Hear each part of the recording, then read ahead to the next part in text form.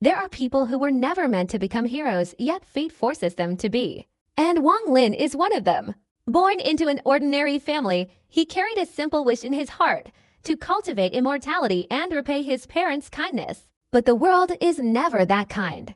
No talent, no background, no guidance, everything seemed to whisper to him, the path of cultivation is not for you. Yet in the midst of that hopelessness, Wang Lin chose something that very few have the courage to do. He kept going. He walked forward with stubbornness. He walked forward with longing. He walked forward with everything left in his resilient heart. A strange opportunity came to him, opening a path of cultivation drenched in blood and loneliness. There, every improvement required a sacrifice. Every step forward meant losing something precious. To grow stronger, he had to endure 100 times more than ordinary people. Renegade Immortal is the tale of a man who never submits. A man willing to defy the heavens, defy fate, and defy the world just to protect what his heart refuses to let go. This is not merely an immortal cultivation story. This is the journey of a soul so powerful that even eternity must bow. And today, I invite you to step into that journey, the journey of Wang Lin, the man who walks against the will of heaven to find the answer meant for himself. Time flew by, and 2 years passed in the blink of an eye. Wang Lin had been living in the capital for 3 years. Dongniu's body grew bigger and stronger. Several more houses had been built around them, and the owner of the clock shop, Mr. Kong, had died of illness, selling his shop to someone else. Small wrinkles had gradually appeared on Dongniu's parents' faces. Although they were still young, they couldn't hide the signs of aging. During these 2 years, many neighbors had come to propose marriage, but Wang Lin always politely declined. The second son of the Su family had also married and had a healthy baby. When Su Dao returned, he respectfully visited Wang Lin, offering 100 taels of gold, saying it was a gift from the crown prince. In fact, during these 2 years, at the end of each year, Su Dao would bring a large amount of gold as a gift. Wang Lin did not refuse, accepting it directly. Spring turned to autumn, and the years passed. During these 2 years, Wang Lin had witnessed the cycle of birth, aging, sickness, and death, and felt a little sentimental. In these 2 years, he only meditated twice. He paid little attention to his own abilities. For a long time, he had not examined the crimson mist surrounding his body. Now only a thin layer remained, entirely condensed into 3 red beads, which he collected into his storage bag. According to his analysis, if a 4th red bead were to condense, the crimson mist would completely dissipate. Also during these 2 years, those 2 cultivators had come here once. After offering a large amount of gold and silver from mortals, they took away the 3 wooden statues with unusual reverence. For the past 2 years, Wang Lin's shop in the western part of the city has gradually gained a reputation. While the number of customers isn't huge, it's significantly more than before its opening a year ago. However, the majority of customers aren't ordinary mortals, but cultivators. Typically, out of 10 visitors, 6 are cultivators. Each cultivator uses their mortal gold and silver to buy wooden statues. Over the past 2 years, Wang Lin has sold a considerable number of statues, accumulating a large chest of gold and silver. The presence of such an extraordinary individual in the western part of the capital has gradually earned him a certain reputation in the cultivation world. Wang Lin's temperament remains calm and unchanged. What he seeks is the mindset of ordinary mortals, their life experiences, and the understanding of the cycle of heaven and earth. This shop is merely a tool for him to perceive heaven and earth, and the wooden statues are no different. The year was drawing to a close, and the capital was filled with joy and celebration. Wang Lin emerged from his shop and sat by the door, watching the people come and go, a deep sense of nostalgia in his eyes. This marked the end of his 3rd year in the capital. Each year brought different feelings, but always a touch of childhood longing. From the ironware shop across the street, Dongniu ran out, excitedly playing with some firecrackers. Looking at Dongniu, Wang Lin's expression softened. He had watched this child grow over the past 3 years, from an 11-year-old boy to a 14-year-old youth. Last year, Dongniu couldn't stand his father's constant nagging and reluctantly began learning blacksmithing. However, whenever he had free time, he would still come over to watch Wang Lin craft wooden statues. Although Dongniu didn't come as often anymore, he still had a pot of fruit wine every day without interruption.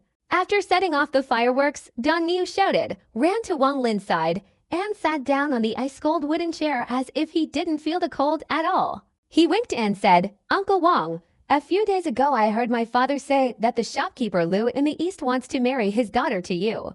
Why didn't you agree? I've seen his daughter. She's quite pretty." Wang Lin smiled, patted Dani's head, and said, "I already have a wife." "Really? Why haven't I ever seen her?" Dani stood up slightly, his face full of surprise. "She's waiting for me in a very distant place. One day, I will come to find her." Wang Lin's eyes showed tenderness, and the image of a woman appeared in his mind.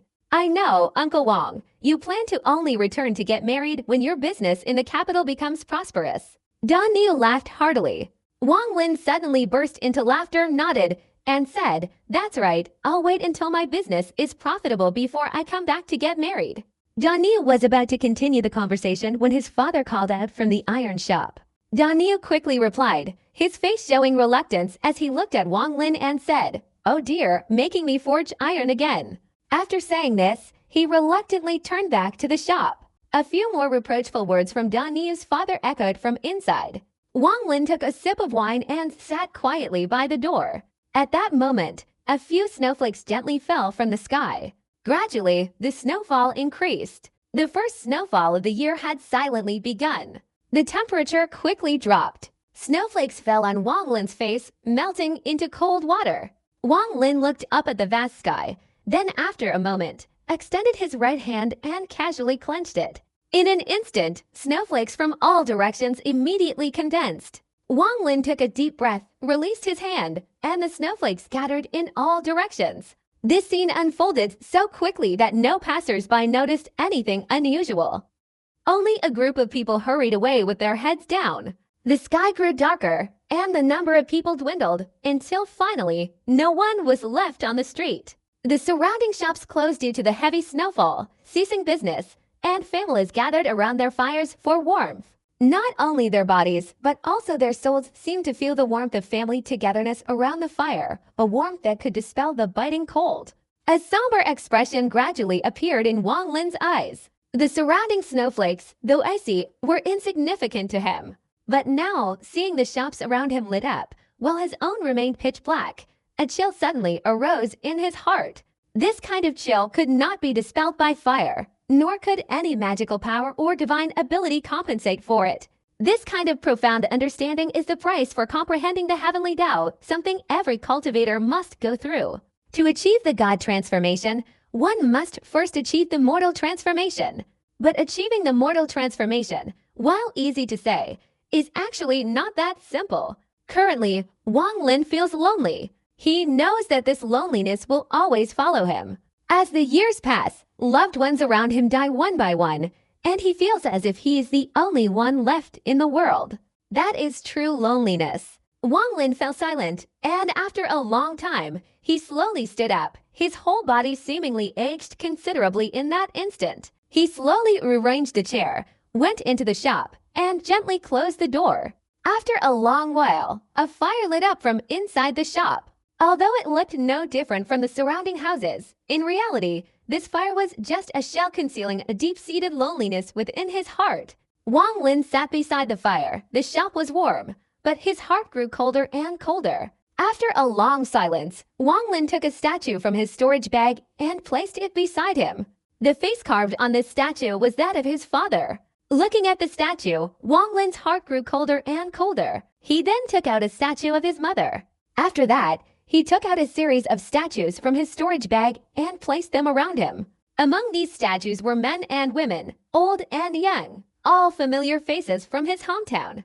Looking at these statues, Wang Lin revealed a smile. Although this smile seemed full of satisfaction, anyone who saw it could tell that he wasn't smiling, but clearly weeping silently. The flickering fire, sometimes bright, sometimes dim, shone directly on his face, creating a very strange effect when it illuminated the carved wooden statues. Gently picking up each statue, the coldness in Wang Lin's heart lessened slightly. However, as the loneliness diminished, the sorrow intensified. "I can't let go, Wang Lin murmured.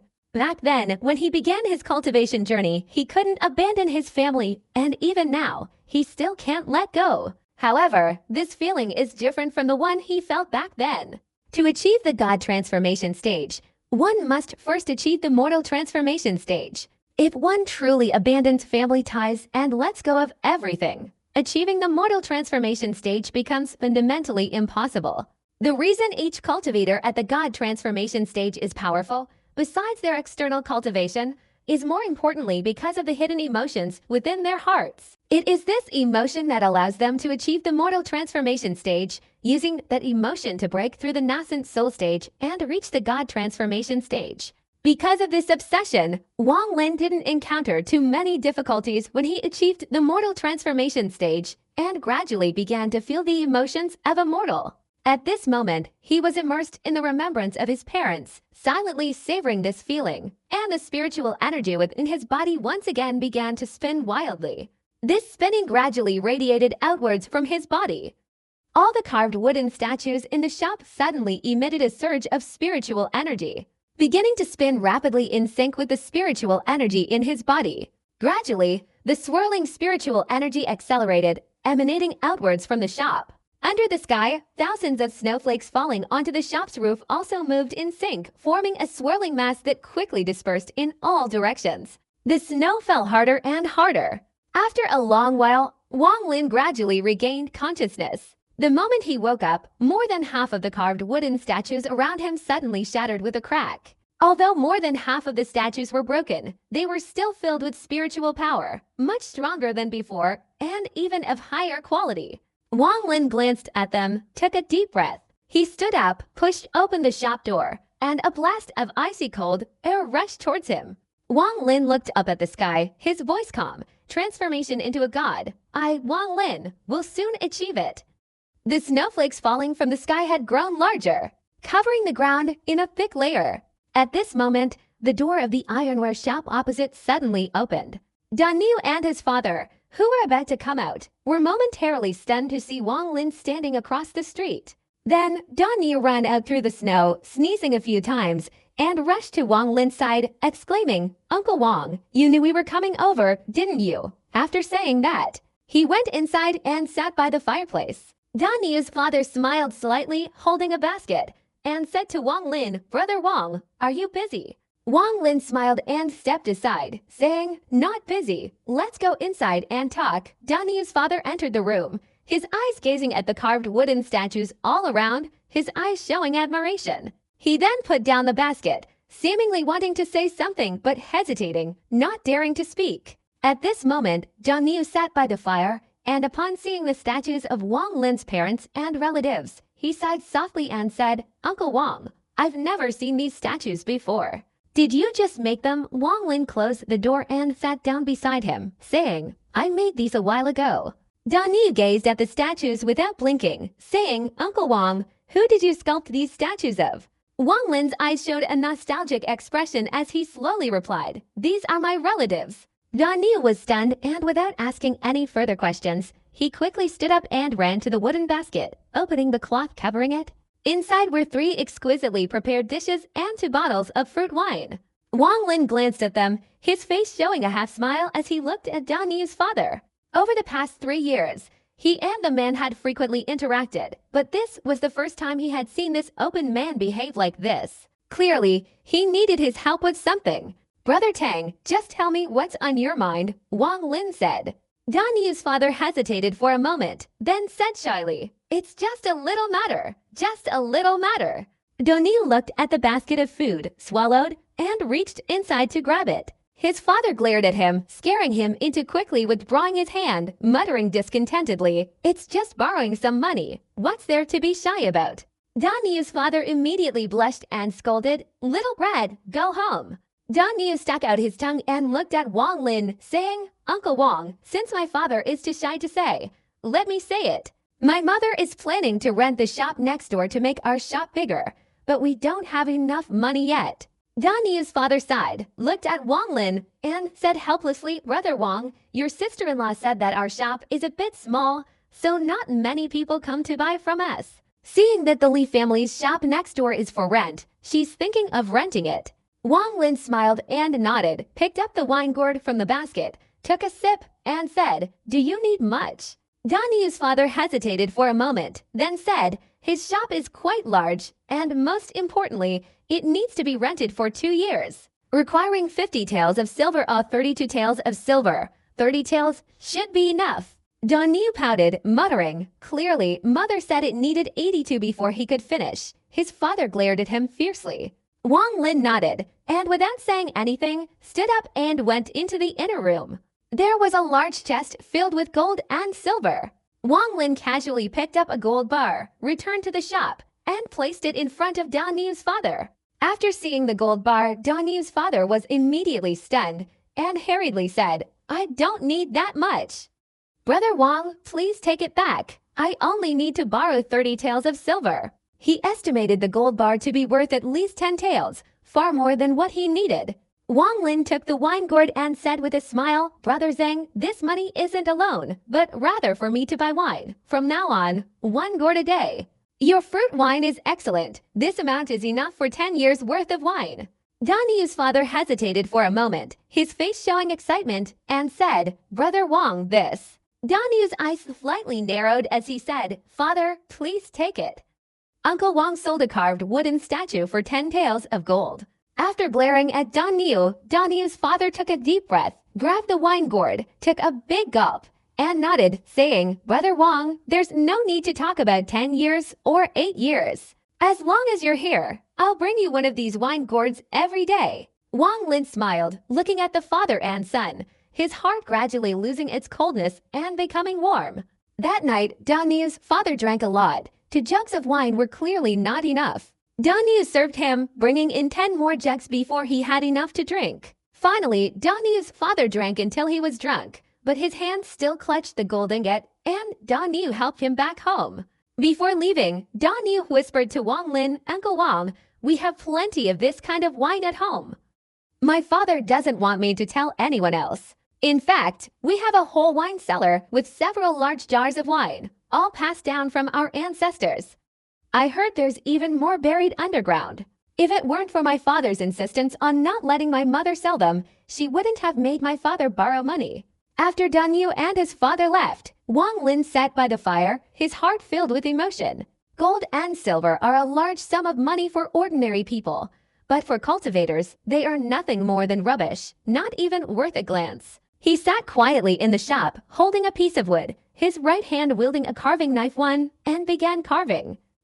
A type of knife specifically used for carving wood. Time flew by, and 3 more years passed. Daniu's shop had more than doubled in size, and business was indeed, as Daniu's mother had hoped, much better than before. However, Daniu's free time also decreased. He had to help his father with the blacksmithing all day. Only after finishing the shop-related work did Daniu have time to drag his weary body, carrying a gourd of fruit wine, to Wang Lin's place to watch him carve wooden statues. Daniu's body had become even stronger thanks to years of blacksmithing. This 17-year-old boy, even in the bitter cold of winter, wore only thin clothing, seemingly oblivious to the chill. Only the wrinkles on his parents' faces were increasing. Wang Lin's appearance had also changed compared to 6 years ago. He no longer looked like a young man but had entered middle age, with wrinkles gradually appearing on his face. This was also intentionally created by his magic.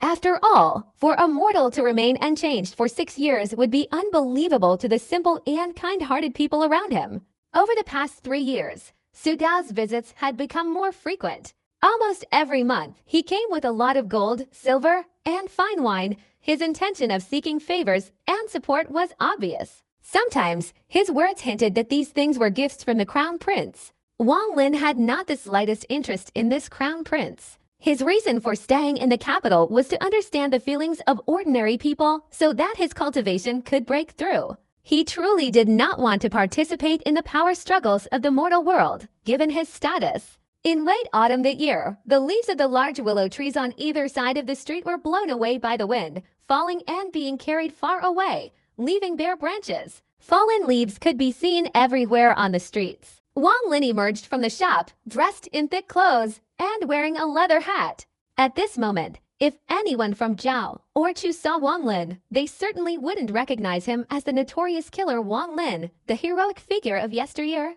who had killed countless people and whose hands were stained with blood. Even those he had spared wouldn't recognize him. At this moment, Wang Lin was indistinguishable from an ordinary person.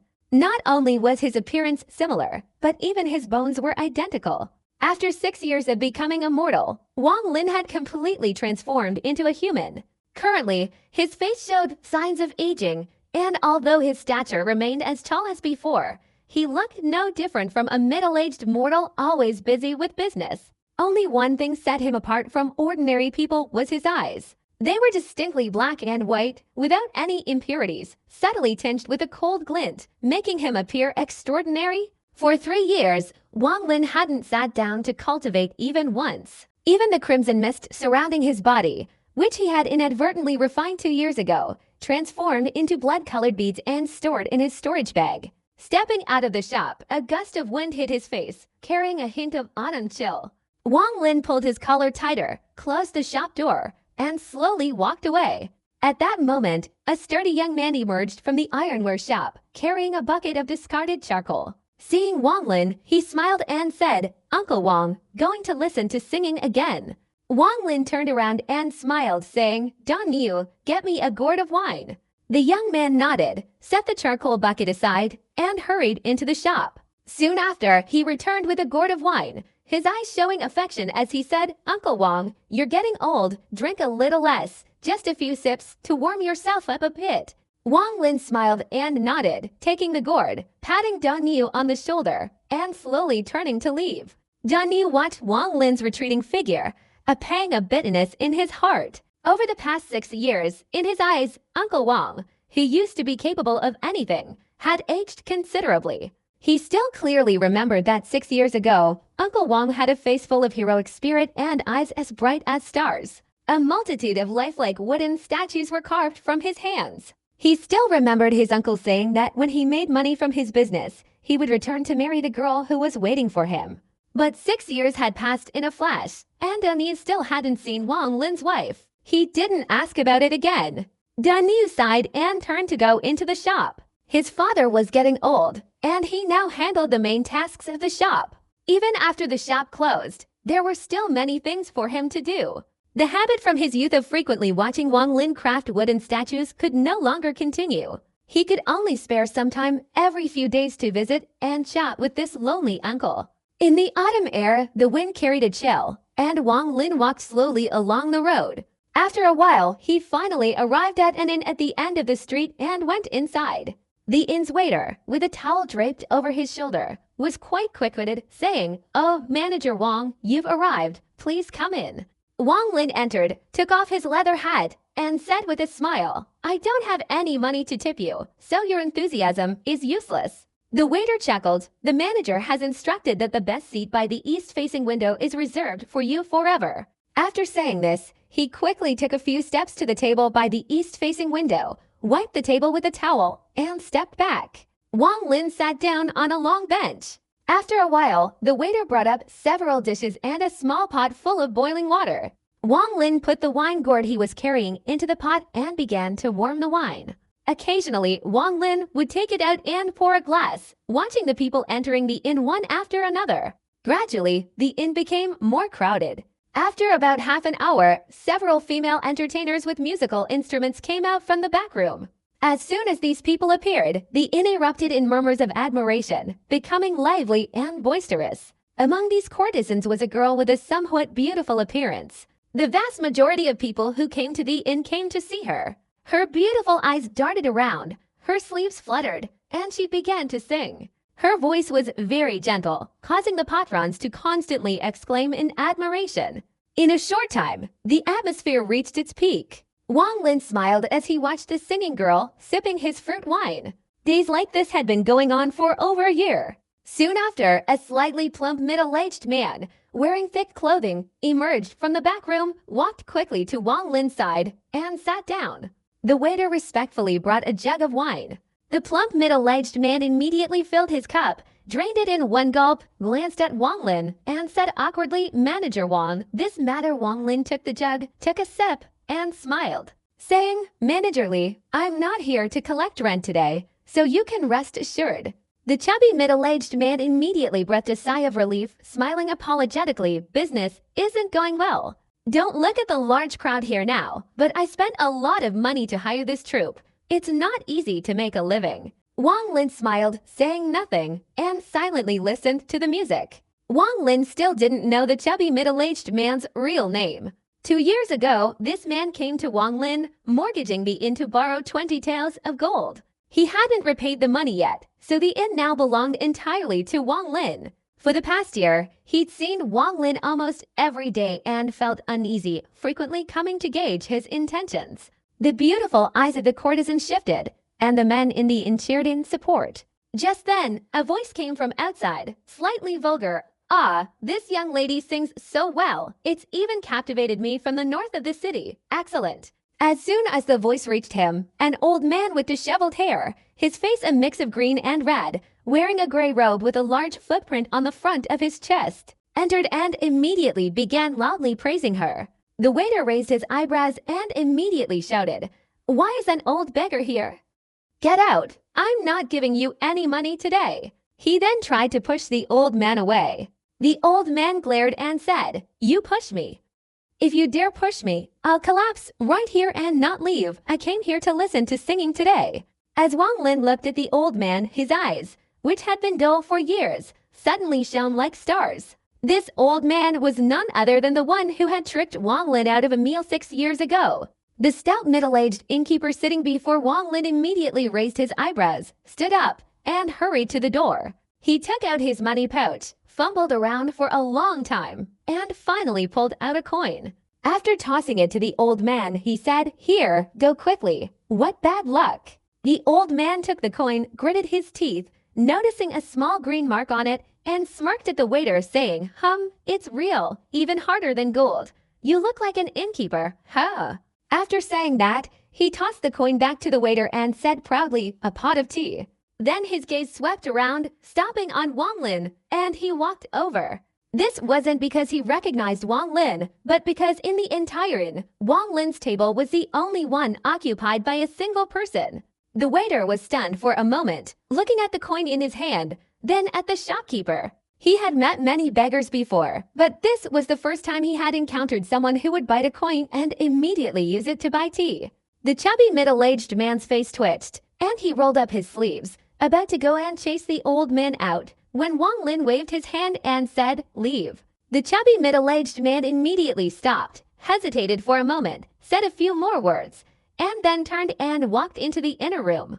The old man laughed heartily, looking at Wang Lin and saying, He had only just uttered one word when he suddenly froze, staring intently at Wang Lin for a while. Then his face showed a strange expression, and he said in surprise, "It's you." Wang Lin smiled and said, "Senior, 7 years have passed, and your demeanor hasn't changed at all." The strange expression on the old man's face deepened as he stared at Wang Lin for a long time before sighing.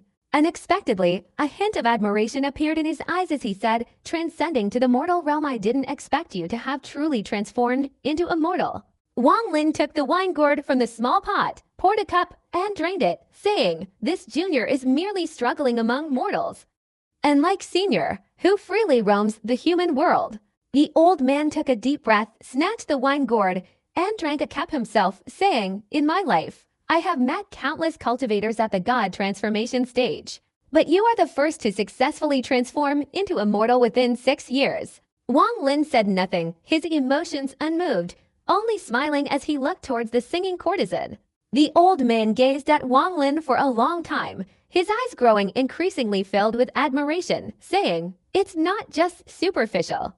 You've truly reached the divine realm. Young man, if you can comprehend the essence of the realm, I guarantee you can achieve godhood within 100 years. Wang Lin turned around, took a sip of wine, and asked, "What kind of essence of the realm?" The old man was about to speak further, but suddenly blinked, smiled, and said, "Look, this body is old now, and when you're hungry, you can't think of anything." Wang Lin looked deeply at the old man, smiled, and said, "Senior, please enjoy your time watching the performance. I bid you farewell." After saying that, he picked up the wine gourd, stood up, and left the inn. The old man was stunned, his eyes immediately lit up, and he muttered, "Interesting." Wang Lin carried the wine gourd and walked slowly along the road, his feet treading on fallen leaves. Upon returning to the shop, He opened the back door and stepped inside. As soon as he took a step forward, the old man's boisterous voice rang out, "Not bad. So you've been here cultivating your mortal form for the past 6 years." The old man, who had appeared behind Wang Lin without him noticing, followed him, surveying the surroundings, his eyes gradually revealing surprise. Wang Lin showed no surprise at the old man's appearance, instead sitting to one side, drinking wine and observing him. Dragon, fire spider, celestial dragon beast, bell-shaped creature, a-clawed blade beast, you're quite something, young man. I didn't expect you to bring the vast majority of the demonic beasts of the cultivation demon sea here. The more he looked, the more surprised the old man became. Finally, his gaze suddenly settled on a wooden box in a corner of the shop. With a wave of his right hand, the carved statue inside the box immediately flew out. This wooden statue is only a semi-finished product. The old man glanced at the unfinished statue for a moment, his eyes suddenly becoming serious. He carefully examined each carving meticulously, finally taking a deep breath and looking at Wang Lin, slowly saying, "I truly underestimated you. I didn't expect you to have gone through such things. These nascent soul stage cultivators and demonic beasts, if you hadn't personally killed them, you absolutely couldn't have carved them like this." Wang Lin smiled, not speaking, but quietly drinking his wine, as if everything the other party said had nothing to do with him. After a moment of contemplation, the old man put down the statue he was holding, looked at Wang Lin, and asked, "What is your name?" "Wang Lin." Wang Lin said calmly. The old man nodded, and with a wave of his right hand, his entire demeanor instantly transformed. From a lowly old man, he became majestic and imposing. He didn't exude any oppressive spiritual power, yet he felt like the vast ocean, unfathomable and profound. Even Wang Lin's spiritual power was affected, and his eyes flashed with cold light. For a moment, even Wang Lin couldn't discern the old man's cultivation level. However, the cold light flickered briefly before returning to its calm state. Wang Lin took a sip of wine and said, "Senior, this humble cottage of mine truly cannot withstand such pressure. Please withdraw it." The old man snorted softly and said, "Young man, try to comprehend it. This is the essence of the realm." After speaking, the old man's aura subtly shifted, and immediately a wave of murderous intent enveloped the entire shop. Miraculously, however, it caused no damage to the building and not a single trace escaped. At this moment, the inside and outside of the shop seemed to be cleaved into two completely different worlds by a single sword strike. This murderous aura spread in all directions, and Wang Lin's body involuntarily erupted with powerful spiritual energy to resist it. At this moment, his spiritual energy, which had just stirred slightly, was immediately drawn in by this murderous aura, and unexpectedly, in an instant, it was assimilated by this murderous aura, becoming equally frenzied.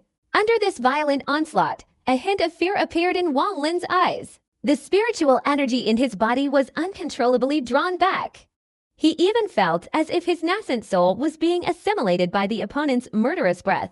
It seemed that in this instant, everything he had cultivated over the past 400 years had been transformed into a magical technique for the opponent to attack him. This is my madness intent. Back then, I relied on this intent to achieve godhood. Under this mental state, all existing spiritual power is assimilated by it, at my complete control. A hint of madness emanated from the old man's voice. After glancing at Wang Lin, the mental state instantly dissipated as if it had never existed. In just a few moments, Wang Lin broke out in a cold sweat. He took a deep breath, his right hand trembling, and grabbed the wine gourd, taking a large gulp.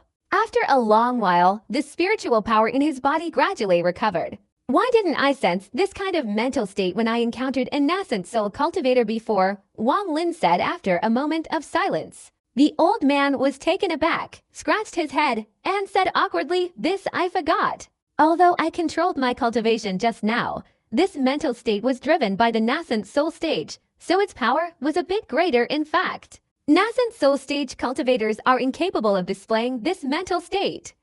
Only through divine techniques can they draw out a little of it." "Haha, sorry," Wang Lin smiled wryly, glancing at the old man, muttering to himself, "Intent realm, this is an intent realm." The old man blinked, a cunning expression appearing on his face, and lowered his voice, saying, "Using the mortal transformation to sense everyone's intent realm." Through this intent realm, the nascent soul will finally break through, reaching the God transformation realm. This is a process that every cultivator must go through when wanting to break through the nascent soul stage. Young man, do you want to sense the intent realm of others? It will be very beneficial to you. Wang Lin's eyes suddenly lit up. Although comprehending the intent realm of other God transformation stage cultivators carries certain dangers, the benefits are also immense. Looking at the old man, he didn't immediately agree, but slowly said, "What price do you want me to pay?" The old man narrowed his eyes, patted his chest, and said, "A price. No price at all. With my protection, in this 4th level cultivation nation, we can roam freely without a care." Wang Lin said nothing, only silently staring at the old man. Finally, the old man scratched his head in embarrassment and said, I think this statue isn't bad. All right, I'll give you all of this," Wang Lin said decisively. The old man's eyes flicked, and he angrily patted his chest, saying, "What do I want these low-grade magic treasures of yours for? Even this half-finished product is somewhat decent, but it's useless. Look at me, so handsome, dashing, wise, and awe-inspiring. Don't you think my appearance is perfectly suited for you to use as a model to create a sculpted statue?" As the old man spoke, his face flushed slightly, but he eventually became excited. Patting his chest vigorously, Wang Lin shuddered, nodding and saying, "I can.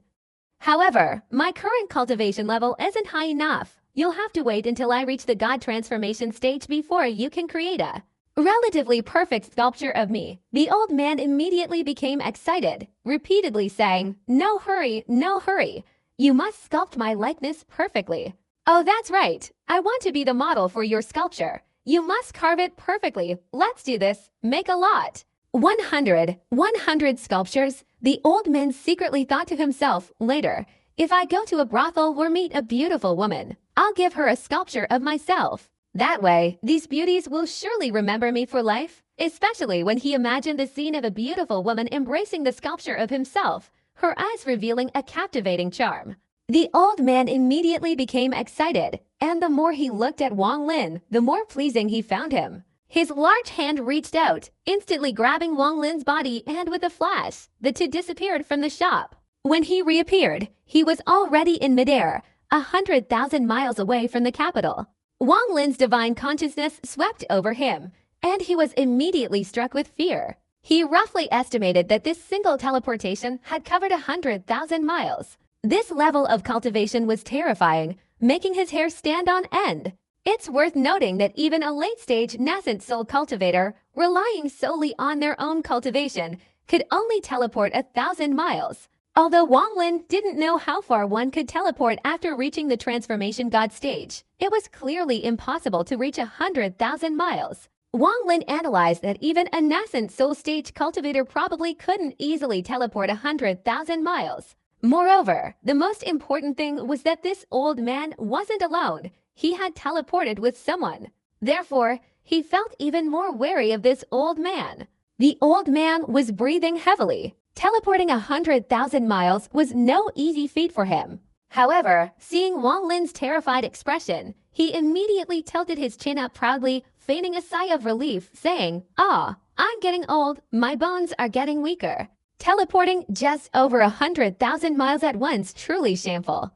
Although the old man said this, even an ordinary mortal could sense the deep-seated smugness on his face. Wang Lin remained silent. After a long while, the smug expression on the panting old man's face gradually disappeared, and he angrily said, "Boy, have you ever seen anyone who can teleport this far before?"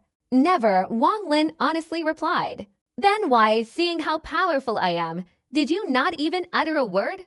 The old man's eyes widened, thinking to himself that he had used so much force, almost equivalent to the force he used when going to the brothel, yet this young man showed no reaction at all. Wang Lin looked at the old man strangely and said, "Senior's cultivation is truly something I have rarely seen in my life. I admire you." The old man snorted softly and boasted, "If I have the chance, I will teleport you 1,000,000 miles away so you can gain more knowledge." After saying that, he pointed to the distant sky and said, "That is the White Cloud sect. Let's go. I will take you to the Stone sect." Wang Lin glanced at the old man and said, "Senior, shall we go?" The old man flipped his right hand, and two straw hats appeared. He threw one to Wang Lin and said, "Wear this hat on your head.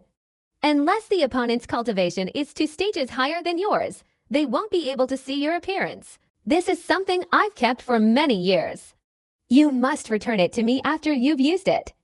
Wang Lin took the straw hat, his divine consciousness swept over it, and his heart immediately trembled.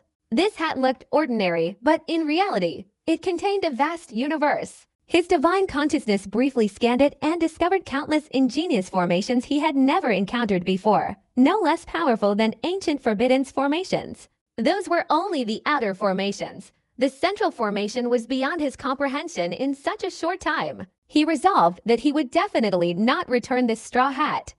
At most, he would make a few more carved wooden statues out of it. Seeing the old man put on the straw hat, his entire body was immediately enveloped in a golden light. Wang Lin's divine consciousness swept over it, and he instantly felt waves of pain. The golden light was like a sharp needle, preventing his consciousness from penetrating it. Wang Lin took a deep breath, withdrew his thoughts of the straw hat, and solemnly, without a word, put the straw hat on his head. The old man glanced at Wang Lin, then formed a strange hand seal with his right hand and gently pointed towards the distant void. Immediately, a huge phantom appeared in the air. As soon as this phantom appeared, the surrounding heaven and earth's spiritual power, accompanied by a surge of murderous intent, rushed into it. In an instant, the phantom quickly solidified, forming a giant figure in golden armor holding a giant sword, with a ferocious face, like the statue of an evil god, exuding a tyrannical aura. Glaring at the spot the old man's finger was pointing. "Kim Z, break it for me," the old man shouted triumphantly. The giant in golden armor said nothing, but swung the great sword in his hand. Immediately, a dazzling golden light, like the sun shining down, roared through the air. In an instant, a crack like a ripple appeared in the distant sky, spreading violently. Very quickly, this ripple-shaped crack grew larger and larger, finally shattering into countless large and small pieces with a loud bang, scattering in all directions. Immediately afterward, the giant snorted softly, his figure slowly disappearing.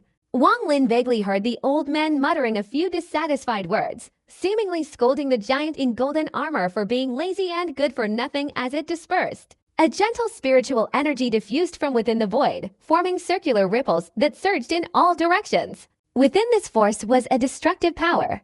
Wang Lin's expression changed, and he was about to dodge when the old man raised his right hand, and immediately a halo of light appeared in front of Wang Lin, blocking the attack of the ripple.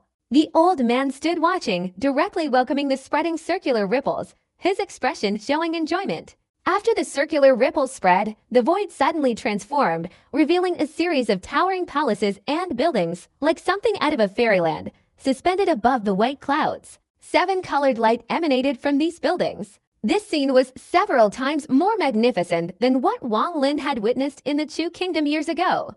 Especially the sheer size of these buildings, almost endless. At the same time, a loud roar erupted from within, and dozens of powerful auras immediately surged out. Wang Lin's divine consciousness swept across them.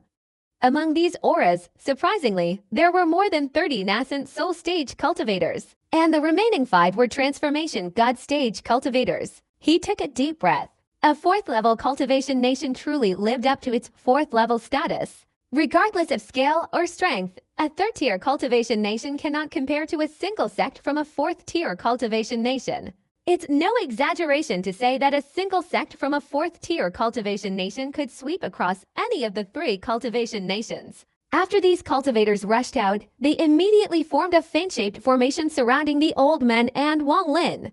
All of them wore grim expressions, harboring ill intentions, and released their divine senses, sweeping over the two. But in an instant, more than half of them showed expressions of terror.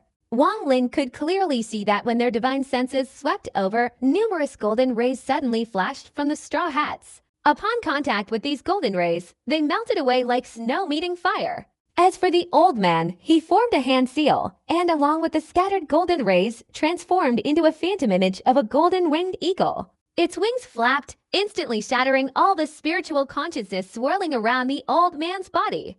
Immediately afterward, several cultivators groaned, their bodies trembling, their faces turning grim. At this moment, a middle-aged scholar in a blue Taoist robe flew out from among them. His face remained pale, devoid of any color, his eyes observing everything that happened without change. He was somewhat similar to Wang Lin, both discerning right from wrong, their faces revealing an extraordinary air.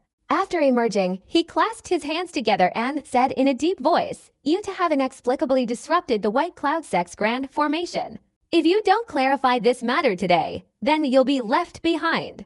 The old man snorted, waved his right hand, and unexpectedly produced a bamboo chair, which he placed in midair. He leaned back and sat down, looking at Wang Lin, and said, "I don't care.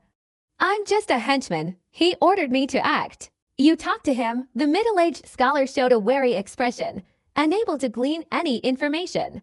However, the person he was wary of was the old man, not Wang Lin. Hearing the old man's words, he turned to Wang Lin and said in a low voice, "Fellow Taoist, has our White Cloud sect ever offended you?"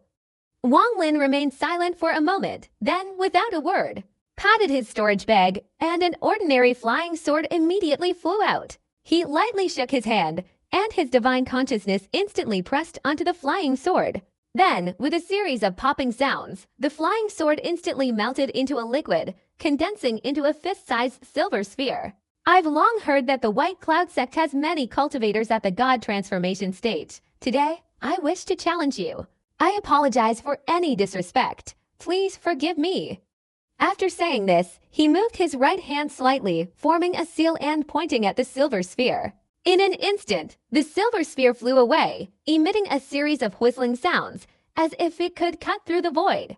The middle-aged scholar, who had been cautiously observing, suddenly sneered after seeing the silver sphere, saying, "You don't know your limits," without even drawing out a magic weapon. He extended his right hand and, with a flick of his wrist, a purple stream of spiritual energy shot out from his fingers. This energy instantly transformed into a purple dragon, roaring as it lunged towards the silver sphere. The silver sphere paused briefly, and Wang Lin's hand gestures changed as he softly shouted, "Transform." Immediately, the silver sphere began to move strangely, forming a creature resembling a turtle. This was the ancient Bao beast, the beast Wang Lin had killed in the cultivation Demon Sea. The ancient Bao beast, which had just begun to form, instantly seemed to come alive, revealing a sharp, dark tooth. It opened its mouth wide, emitting a series of roars, and waves of air surged out from its mouth, clashing with the purple dragon. The middle-aged scholar snorted coldly, raised his right hand in front of him, formed a hand seal, and softly shouted, "Split." Immediately, the purple dragon split in two, streaking past the ancient beast and roaring as it lunged towards Wang Lin. Wang Lin raised his eyebrows, intending to retreat. Just then, the old man's voice rang in his ear. "Why are you retreating? Don't move, focus on comprehending the intent of a nascent soul cultivator." Wang Lin hesitated slightly, patting his storage bag with his right hand. If danger arose, he would immediately bring out the forbidden spanner. In fact, the reason he didn't bring out his usual magical artifacts this time was because he was worried about his identity being recognized later. Hearing the old man's words, Wang Lin took a deep breath. A flash of insight crossed his mind, recalling his understanding of the old man. Finally, he gritted his teeth and remained motionless. Though it was slow to say, the two purple dragons quickly flew towards him. The old man's eyes showed a hint of admiration. Wang Lin's struggle just now, though outwardly revealing no clues, allowed him to discern something from the old man's experience. He glanced at the two purple dragons, raised his right hand, and with a single touch, one of them was instantly crushed, a popping sound like a bubble. The middle-aged scholar's face changed drastically, his eyes filled with apprehension. At this moment, the remaining purple dragon, accompanied by roars and waves of energy, lunged at Wang Lin. Wang Lin's body trembled, feeling a tremendous force surging into him, suddenly entering his body. The only difference was that this force, though seemingly fierce at first glance, actually stopped within his body like a gentle breeze, lacking any offensive properties and causing him no discomfort whatsoever. But within this gentle breeze lay a subtly profound sense of ruthlessness. In an instant, this feeling was infinitely amplified, spreading throughout Wang Lin's entire body, even affecting his nascent soul. Wang Lin immediately understood that this sense of ruthlessness was indeed a hidden intent within the divine techniques of this middle-aged scholar. This intent was like divine power, making it impossible for Wang Lin to resist. At this moment, if he had used the forbidden spanner under the layers of protective restrictions, he probably wouldn't have felt it as intensely. After all, in the past, when he fought against nascent soul cultivators, he always had to use the forbidden spanner. But now, having comprehended this kind of intent, he didn't use any magical artifacts.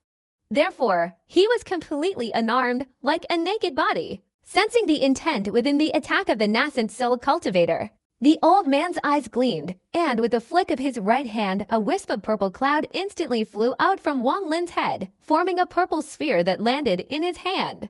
Wang Lin took a deep breath, recovering. He closed his eyes. In that moment, he had completely comprehended the opponent's intent. This kind of fortuitous encounter was truly rare and precious. The old man's hand gently stroked the sphere, and it immediately dissipated. The middle-aged scholar's face turned grim as he stared at the old man and said, "Senior, you must have come here to help your disciple comprehend the intent so that he can break through the nascent soul stage and reach the God transformation stage." The old man chuckled, casually pointing his right hand at someone standing beside the middle-aged scholar, and said, "You come out. It's your turn." The person the old man pointed at was an old woman, her eyes somewhat gloomy as she stared back at him and said, "Although your cultivation is extraordinary, our White Cloud sect is not a place where you can do whatever you want." The old man muttered a few words, showing a hint of impatience. He pulled out a dirty storage bag from his chest, rummaging through it until he finally pulled out a black token. Surprisingly, some greasy clothes and a few scraps of food were visible on the token. He tossed it aside, and the old woman caught it. After seeing the token, her face instantly changed color, and she exclaimed, "Ancestral spirit token." The middle-aged scholar immediately reached out, took the token, and cast a spell on it. The token immediately emitted a 7-colored light that lingered for a long time. The middle-aged scholar then gave a wry smile and respectfully said to the old man, "Since you possess the ancestral spirit token, we juniors will naturally obey your orders. However, senior, are you truly determined to use this ancestral spirit tablet to exchange for the assistance of a nascent soul stage cultivator from our White Cloud sect in helping your disciple comprehend the profound meaning?" The old man glanced at Wang Lin with a smug look, rubbed his nose, and snorted softly at the middle-aged scholar, grumbling, "Nonsense! Hurry up, you, get out!" After saying this, he pointed at the old woman. The old woman remained silent for a moment, then respectfully nodded, moved forward a few steps, her eyes showing a complex expression as she glanced at Wang Lin and said, "You truly have a good master. If I had had the opportunity to comprehend the essence of the God transformation realm back then, I could have avoided taking the detour and progressed much faster." After saying this, she opened her mouth and spat out a stream of pale pink spiritual energy. Upon appearing, this spiritual energy immediately emitted a fragrant aroma, spreading in all directions. Instantly, the pale pink spiritual energy, like an arrow released from a bow, quickly flew to within 3 inches of Wang Lin, rapidly accelerating and transforming into a pale pink mist, enveloping him. The meaning of my grandmother's teachings, you can slowly comprehend it. Inside the pinkish mist, Wang Lin immediately felt a surge of warmth. Under this feeling, the spiritual power in his body and his nascent soul slowly revealed a hint of laziness. It seemed that all the killing intent, even the determination to cultivate to the God transformation realm, now became hazy. Under this feeling, Wang Lin only felt sleepy. It seemed as if everything in the world could return to nothingness. But at this moment, a blood-red orb filled with killing intent suddenly flew out from his storage bag, landed on Wang Lin's hand, flashed, and merged into his body. Immediately afterward, a powerful surge of killing intent, like a bucket of cold water poured over his head, instantly sobered Wang Lin. In an instant, killing intent permeated his entire body. The old woman let out a soft cry, her right hand summoning and retracting the pale pink spiritual energy. Wang Lin took a deep breath. If it weren't for that blood-red, murderous aura, he would have been completely captivated by the opponent's intent. This feeling was incredibly terrifying. He himself, besides being wary of cultivators in the God transformation stage, felt a growing sense of caution. The old woman glanced at Wang Lin, then stepped back, saying nothing more. At this moment, the old man's gaze swept across the room, finally settling on an old man in a green robe in the distance. His eyes immediately lit up and he laughed loudly, saying, "You come here. Your intent is quite special. After you comprehend it, we'll leave immediately and won't disturb you any further." The old man raised his head, not even glancing at Wang Lin, and calmly said, "He can't withstand my intent." The old man raised his eyebrows, waved his hand forcefully, and said, "Nonsense. With me here, even if your sect's old Taoist Bai Yun himself came here, I could still resist." After speaking, he furtively glanced towards the depths of the White Cloud sect. The old man in the green robe said nothing more, but patted his forehead. Immediately, a black hole appeared in his brow, and a flying sword the size of a hand shot out, transforming into a bolt of lightning, instantly reaching Wang Lin. Wang Lin was completely unable to resist this speed, his expression turning grim. If he had used the Forbidden Spanner, he might have been able to block it for a while, but obviously, it wouldn't have lasted long. But Wang Lin wasn't afraid. Although he couldn't resist, if it were a real fight, with the Heavenly Tribulation Ray in his hand, even the most powerful cultivators in the Transformation God stage would have to be wary. As for this flying sword, Wang Lin only needed to unleash the Heavenly Tribulation Ray, and the opponent would certainly withdraw the sword's attack, otherwise, they would both perish. The flying sword of the old man in the green robe stopped a meter in front of Wang Lin, and a wave of killing intent immediately struck him. This killing intent also carried a strange intent. This intent was very different from the intents of the two previous individuals, seemingly carrying a trace of the power of heaven and earth. Wang Lin immediately realized that the spiritual power in his body was depleting. If this spiritual power were considered as life force, then under the opponent's intent, his life force was rapidly dissipating. This bizarre intent finally caused Wang Lin's expression to change drastically. This intent could affect spiritual power. If it could affect lifespan, it could absolutely be said to be extremely defying of heaven. The old man in the green robe's expression remained calm.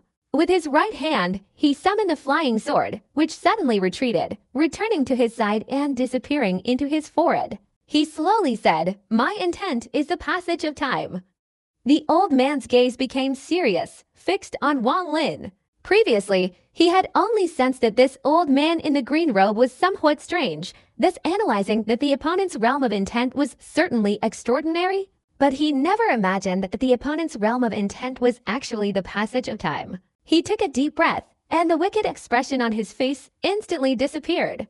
At this moment, he looked very dignified. His thin face was a little dirty, but these mundane things could not hide his upright character.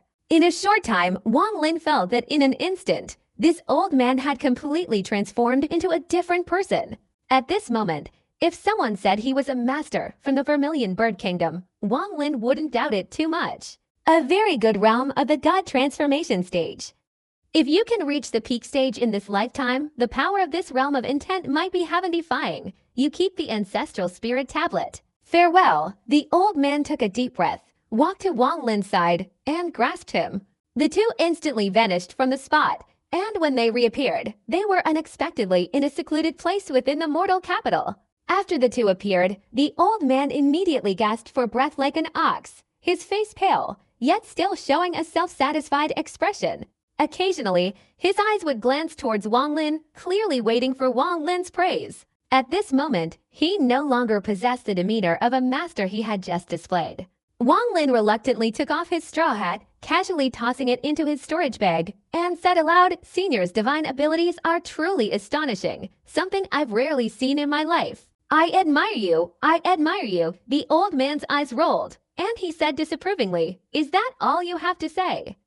Wang Lin fell silent, giving a wry smile. He had never uttered a single flattering word in his life, and now, after much thought, he truly didn't know what to say.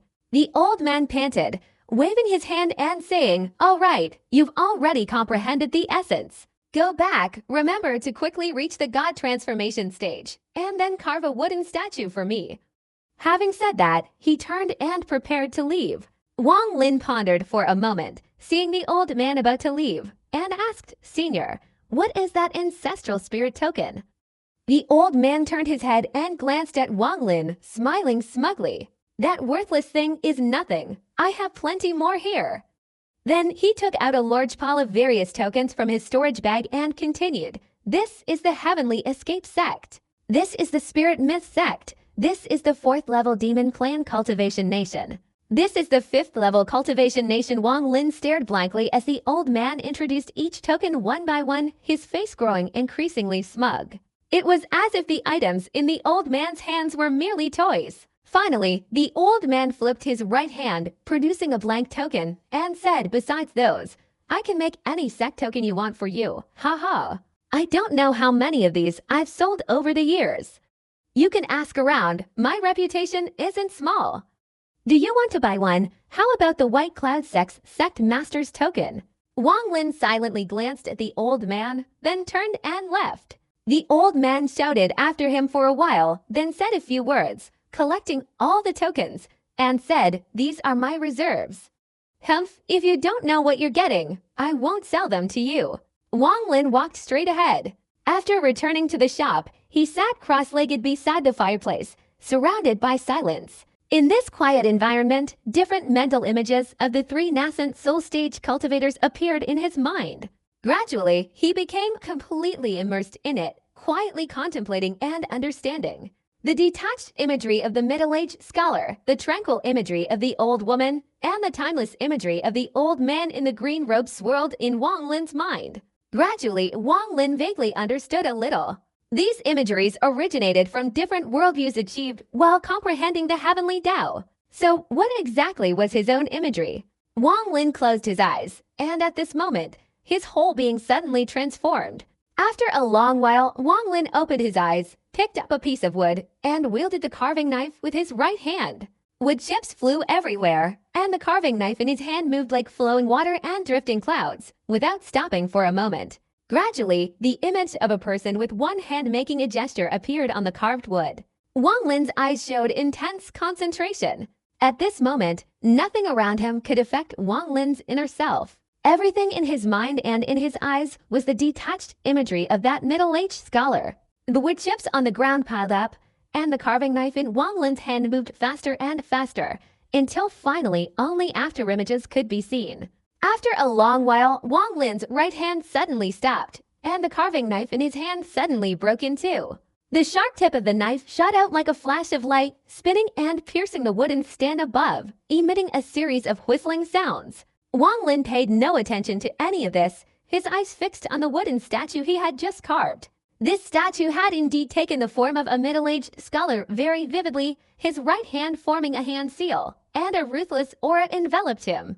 However, this aura was not yet revealed, but completely contained within. Wang Lin slowly closed his eyes, contemplating for a long time, then gently placed the statue of the middle-aged scholar on the ground. Still lacking something, Wang Lin muttered. The fundamental difference was that to express that sense of heartlessness, Wang Lin could only rely on his own efforts. Although he eventually succeeded in carving it, it still differed from the genuine heartlessness of the middle-aged scholar. Wang Lin looked at the broken carving knife in his hand, pondered for a moment, then swung his right arm, and the remaining half flew out and fell onto the wooden stand beside him. Next, he picked up another piece of wood, using his finger as a knife to continue carving. Time passed, and 10 years flew by in the blink of an eye. In these 10 years, Wang Lin's appearance had naturally aged. A few strands of gray hair appeared in his temples, and his once upright posture now showed a hunched back. At first glance, he looked like an old man on the verge of death. Inside the shop, the number of carved wooden statues was dwindling.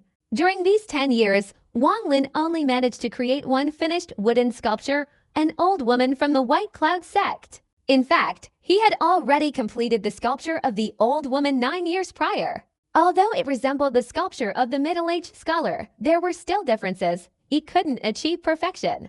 Wang Lin knew this was because he hadn't yet reached the foundation of the God transformation cultivation level. The reason Wang Lin didn't create any more wooden sculptures in the following 9 years was the old man in the green robe. No matter what, he couldn't find a way to carve the sculpture that captured the essence of time in this old man's image. For 9 years, Wang Lin remained unsuccessful.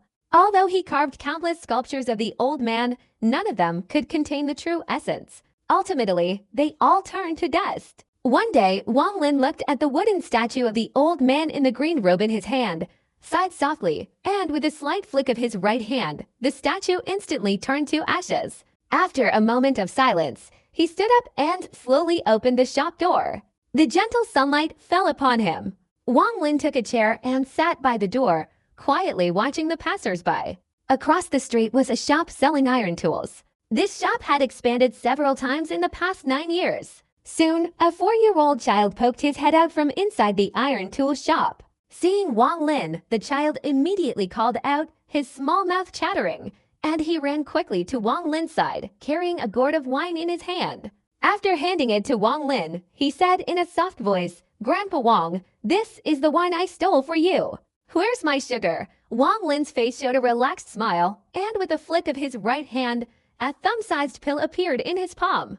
After handing the wine to the child, he took a sip from the gourd. The child quickly swallowed, a look of satisfaction on his face, and, resting his chin on his hands, curiously asked, "Grandpa Wang, is this wine very good? I see you drink it every day." Wang Lin smiled. At this moment, a strong man came out of the ironware shop. From his appearance, one could vaguely see the figure of the handsome and healthy young man from years ago. He looked at Wang Lin, his eyes showing nostalgia, and immediately approached him, speaking in a friendly tone, "Uncle Wang, you can't drink any more today." Wang Lin laughed heartily. "Good. I must have a drink. I haven't drunk today yet." "Daniu, how is your father?" Daniu's face showed gloom as he said, "Still the same old illness, nothing serious." Wang Lin sighed inwardly. He couldn't interfere with the cycle of reincarnation of mortals. Birth, aging, sickness, and death are all part of the natural order. Daniu married the shopkeeper's daughter 6 years ago, and that child is his son. "Grandpa Wang, you still haven't answered me. What's so good about this wine?" The child, unwilling to accept the question, grabbed Wang Lin's arm and pressed him. Daniu looked at Wang Lin, sighed softly, and said, "Your Grandpa Wang isn't drinking wine." But the meaning of life. Wang Lin turned his head and glanced at Daniu, a look of admiration in his eyes. He patted his arm and said, "Daniu, take the child back. I'm going for a walk at the end of the street." Daniu took the wine gourd from Wang Lin's hand and placed it inside the wood-carving shop, then closed the door and said, "Uncle, you promised me earlier. I won't drink any more today." Wang Lin smiled, stood up, and walked towards the end of the street, his figure appearing frail and aged. Daniu sighed softly, pulling the child's small hand back into the ironware shop. The child excitedly opened his mouth and said to Daniu, "Dad, Grandpa Wang gave me some candy. It's delicious. Every time I eat it, I feel warm and comfortable all over." Wang Lin had been walking on this street for over 10 years. Suddenly, a group of shopkeepers, somehow having heard the news, rushed out of their shops, their faces anxious, and hurried to Wang Lin's side, whispering, "Please, Shopkeeper Wang, business isn't very good these days. Next month I'll definitely bring the land money to pay." This was the shopkeeper of the general store who had moved here 3 years ago. "That's right, esteemed old Wang. Business really isn't very good right now. Could you postpone it for a few days?" It was the shopkeeper of the inn from back then, a stout man. Such voices mingled, and Wang Lin smiled wryly as he looked around. He didn't know why it was like this. After 10 years here, unexpectedly, almost everyone on this street owed him money. Unexpectedly, most of the shops on this street eventually became his property. Whenever shop owners went downhill and needed money urgently, they would approach Wang Lin to sell their shops to him. As for Wang Lin's own shop, 2 years ago the owner came to visit and sold it to him. The price was completely unpredictable. Currently, almost as soon as Wang Lin left his shop, the shopkeepers would immediately follow him, showering him with compliments. In reality, this was related to the fact that Wang Lin rarely left his shop. He might not even appear for months at a time. Therefore, his sudden appearance made the shopkeepers nervous, fearing he was there to collect rent. In truth, the land tax wasn't much money, but those who had been doing business here for a long time knew Wang Lin's kind nature, so they came up with the idea of delaying the land tax payment, so that after a while, almost no one would have to pay it. That's why it became a habit. After all, with all kinds of money and goods, ordinary people rarely feel the heat of the wine. The more they can get, the better. Wang Lin didn't pay too much attention to this phenomenon, accepting it as a way of comprehending a part of the heavenly Tao. 9 years passed, the situation changed, and naturally, not many of the old faces from back then remained on the street. This made Wang Lin feel a little sentimental. He waved his hand and said to the shopkeepers beside him, "Today we're not collecting land rent. Everyone disperse." The shopkeepers all thanked him profusely and retreated. Wang Lin clasped his hands behind his back and walked down the street, soon reaching the end of the street. But at this moment, a powerful horse suddenly galloped towards him at high speed, ridden by a middle-aged man whose face was somewhat grim, even with fresh blood clinging to the corner of his mouth. He had just passed the end of the street when he suddenly caught sight of Wang Lin. His right arm then forcefully grabbed the reins, and the horse neighed loudly. The middle-aged man dismounted, immediately approaching Wang Lin. Without speaking, he spat out a mouthful of fresh blood. The blood contained fragments of internal organs. His face was pale, and he collapsed to the ground, his voice urgent. "Mr. Wang, save me." Wang Lin's expression remained unchanged, calmly glancing at the man. This man was none other than Su Dao, who for the past 15 years had almost always brought him large sums of gold and silver on every holiday. "What's the matter? Speak slowly," Wang Lin said. "Mr. Wang, the crown prince, is in danger." From Su Dao's urgent tone, Wang Lin gradually understood the situation. The crown prince had somehow provoked a powerful figure, a highly skilled cultivator. As soon as this cultivator appeared, the cultivators accompanying the crown prince all left, not participating in the fight. The crown prince was now hidden within the imperial palace. The cultivator seemed somewhat hesitant to enter the palace directly, so he vented his anger on the crown prince's attendants. Su Dao, being somewhat intelligent, immediately left upon sensing danger. But being pursued by the monk's subordinates and severely wounded, he was terrified, his mind solely focused on Wang Lin. Suddenly, a young man in a red Taoist robe entered the street. This man, with a cruel expression on his face, walked towards Su Dao. Seeing this monk, Su Dao trembled, spat out a mouthful of blood, and immediately collapsed, desperately looking at Wang Lin and saying, "Save me." After saying this, he fell unconscious. The monk sneered, glanced at Wang Lin, and with a wave of his right hand, a black aura, imperceptible to ordinary mortals, spread out from his hand. In midair, it transformed into a huge, bone skull that ferociously lunged at Su Dao, intending to devour him. This monk was truly vicious, and his intentions included Wang Lin as well. In his eyes, although Wang Lin was just a mortal, Su Dao's desperate escape meant they were somehow connected, so he simply decided to kill them all. As for killing mortals, if any trouble arose, his master would handle it. Thinking this, a cruel expression appeared on his face. Wang Lin raised his eyebrows. If this cultivator had come to cause trouble for Su Dao, he probably wouldn't have gotten involved. Although Su Dao had shown him great respect for over a decade, Wang Lin wouldn't have intervened. But now, a mere foundation establishment cultivator dared to play tricks on him. Wang Lin's expression remained unchanged, his eyes calm, and he casually waved his right hand as if swatting a mosquito. Immediately, the skeletal skull seemed to see something extremely terrifying and unusual, letting out a cry and retreating hastily.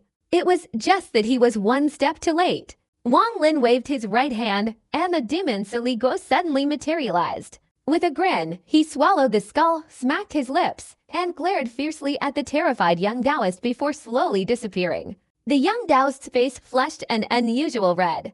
The moment the skull was swallowed, his mind was clearly damaged, and he spat out a mouthful of blood. Without a word, he fled in terror. Wang Lin coldly stared at the figure, refraining from killing him. He was now immortal, and naturally, this stage was constrained. He truly didn't want to ruin his years of composure over such a small matter. From the moment the Taoist appeared until he left, the time elapsed was short, and he didn't encounter any ordinary mortals, so it didn't affect anyone on the street. At most, they would only feel a cold wind blowing.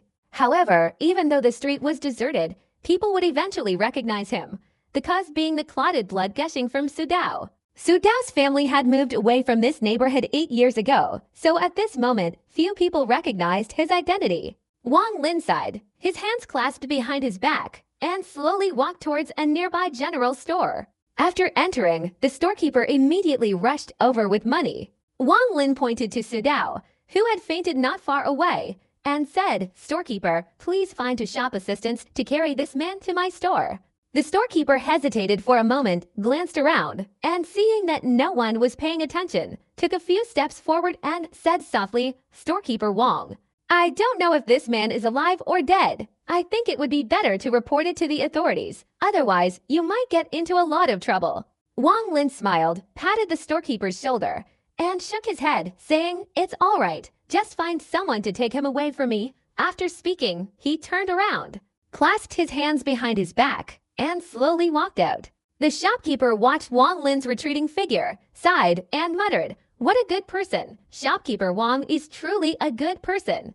After muttering this, he immediately turned around and shouted, "Waiter, third boy, come here and carry the man lying outside to Mr. Wang's shop." Almost simultaneously with Wong Lin's return to the shop, two waiters in coarse cloth clothes arrived, carrying Sudao. Wong Lin gestured for them to be lowered and placed on the ground inside the shop. He casually took out some silver to dismiss the two waiters, then closed the shop and sat by the fire, lost in thought. "If I don't save this Taoist, he obviously won't survive," Wong Lin sighed inwardly. Indeed, the other party had consistently offered gifts over the past 10 years. He took out a highly effective elixir from his storage bag and flicked it into the Taoist's mouth. Then he picked up his wine gourd. He drank while waiting for the Taoist to wake up. Meanwhile, the young Taoist had fled at lightning speed, not caring about disturbing the mortals. At the very end, he even threw out a flying sword that transformed into a rainbow and sped towards the eastern part of the city. In the outskirts of the eastern part of the city stood a Taoist temple. The temple was surrounded by a tranquil scene with a clear blue lake and pale pink lotus flowers in full bloom. At the bottom of the lake, layers of green lotus leaves grew. A few fish gently swam around the lotus leaves, causing them to sway slowly. The surface of the lake resembled a rippling painting, a scene beyond the mundane world. A small cobblestone path meandered around the Taoist temple. On either side, willow trees stood, their branches swaying and rustling in the gentle breeze, creating a picturesque scene. However, despite the gentle wind, the rustling of the willows was drowned out by a loud noise from above. The young Taoist priest, transformed into a rainbow, suddenly stopped outside the temple gate. He had barely landed when he spat out a mouthful of blood, his face pale. He pushed open the temple door and staggered inside. Inside, several Taoist priests sitting cross-legged suddenly opened their eyes. One of them, seeing the young priest's disheveled state, immediately stood up and approached, asking in astonishment, "Brother, you chased after a mortal. Could that person have inflicted such serious injuries on you?" The young Taoist priest pushed the man aside and coldly said, "I want to see Master, Master." "What's there to panic about?" A middle-aged man emerged from the Taoist temple. He had a large face and small eyes, but only his two large ears were pleasing to the eye. At first glance, he exuded an air of majesty. As soon as he appeared, all the monks meditating stood up and respectfully moved aside. After the young Taoist saw the middle-aged man, he burst into tears, knelt down, and said, "Master, someone has destroyed my Rakshasa life force, and my mind has been damaged. Master, please avenge me." The large-eared monk glanced at the young Taoist, waved his sleeve, and extended his right hand in a clawing motion. Immediately, streams of black energy appeared in the void, quickly condensing to form a huge skull. Next, the big-eared monk lightly grasped the skull with his right hand, and without a word, struck the young Taoist's head with a palm strike. The young Taoist's body trembled, his face contorted in pain, and black energy instantly emanated from him. After a while, he spat out a mouthful of black blood, and the black energy slowly dissipated, revealing a rosy complexion. The restoration of his Rakshasa life force caused his injuries to heal instantly. "Tell me in detail," the big-eared monk said slowly, raising his right arm. The young Taoist took a deep breath and hastily recounted everything that had happened on the journey, embellishing the story. This young Taoist was quite quick-witted and expressive. The big-eared monk listened in silence. His disciples all bowed their heads, but their eyes showed a strange expression. Not long after the young Taoist finished his story, a look of hatred flashed in his eyes as he added, "Master, I told you his name, but he was too arrogant. Master, we must teach him a lesson." The big-eared monk remained unmoved. He calmly asked the young Taoist to confirm the person you just met had no spiritual power in his body, just like an ordinary mortal. The young Taoist nodded hastily, saying, "Master, there's absolutely no mistake. At first, I thought he was just a mortal. A strange glint appeared in the big-eared monk's eyes, his face showing no emotion, and he slowly said, "Come with me. Lead the way, no need to use magic, just walk." The young Taoist was immediately overjoyed, quickly stepping aside to lead the big-eared monk out of the Taoist temple. As for the other monks, they also wanted to follow, but seeing no sign of their master summoning them, they exchanged glances. One of them sighed softly and said, "Master really dotes on our junior disciple. It's not the first time this kind of thing has happened. There's no need to be jealous. With Master's intelligence, wouldn't he see through the illogical nature of our junior disciple's words? We don't need to worry about it." A middle-aged monk beside him chuckled wryly and said slowly, "With that kind of temperament, our junior disciple will inevitably cause a lot of trouble sooner or later." Another person muttered, then fell silent. "With Master here, even if our junior disciple gets into big trouble, it's unlikely to become a big deal. Conversely, if it were someone else, it would be hard to say. Master is clearly being unfair, and this isn't the first time we've known. Even our cultivation techniques are different. Junior brother and I are different. Let's just keep this to ourselves. Directly stating it would only make us seem petty. I wonder which sex disciple caused junior brother this trouble." According to junior brother's words just now, how did this person manage to infiltrate the mortal world? The middle-aged cultivator voiced his doubts. With the Four Great Sects Alliance, what kind of cultivator isn't there? I think this person is most likely a core formation cultivator, which is why they were able to casually destroy junior brother's Rakshasa life force. I think that hypothesis is correct. With Master's status in the Four Great Sects Alliance, let alone a core formation cultivator, even a nascent soul cultivator would have the same fate. They chatted for a while, then dismissed the matter and continued their meditation.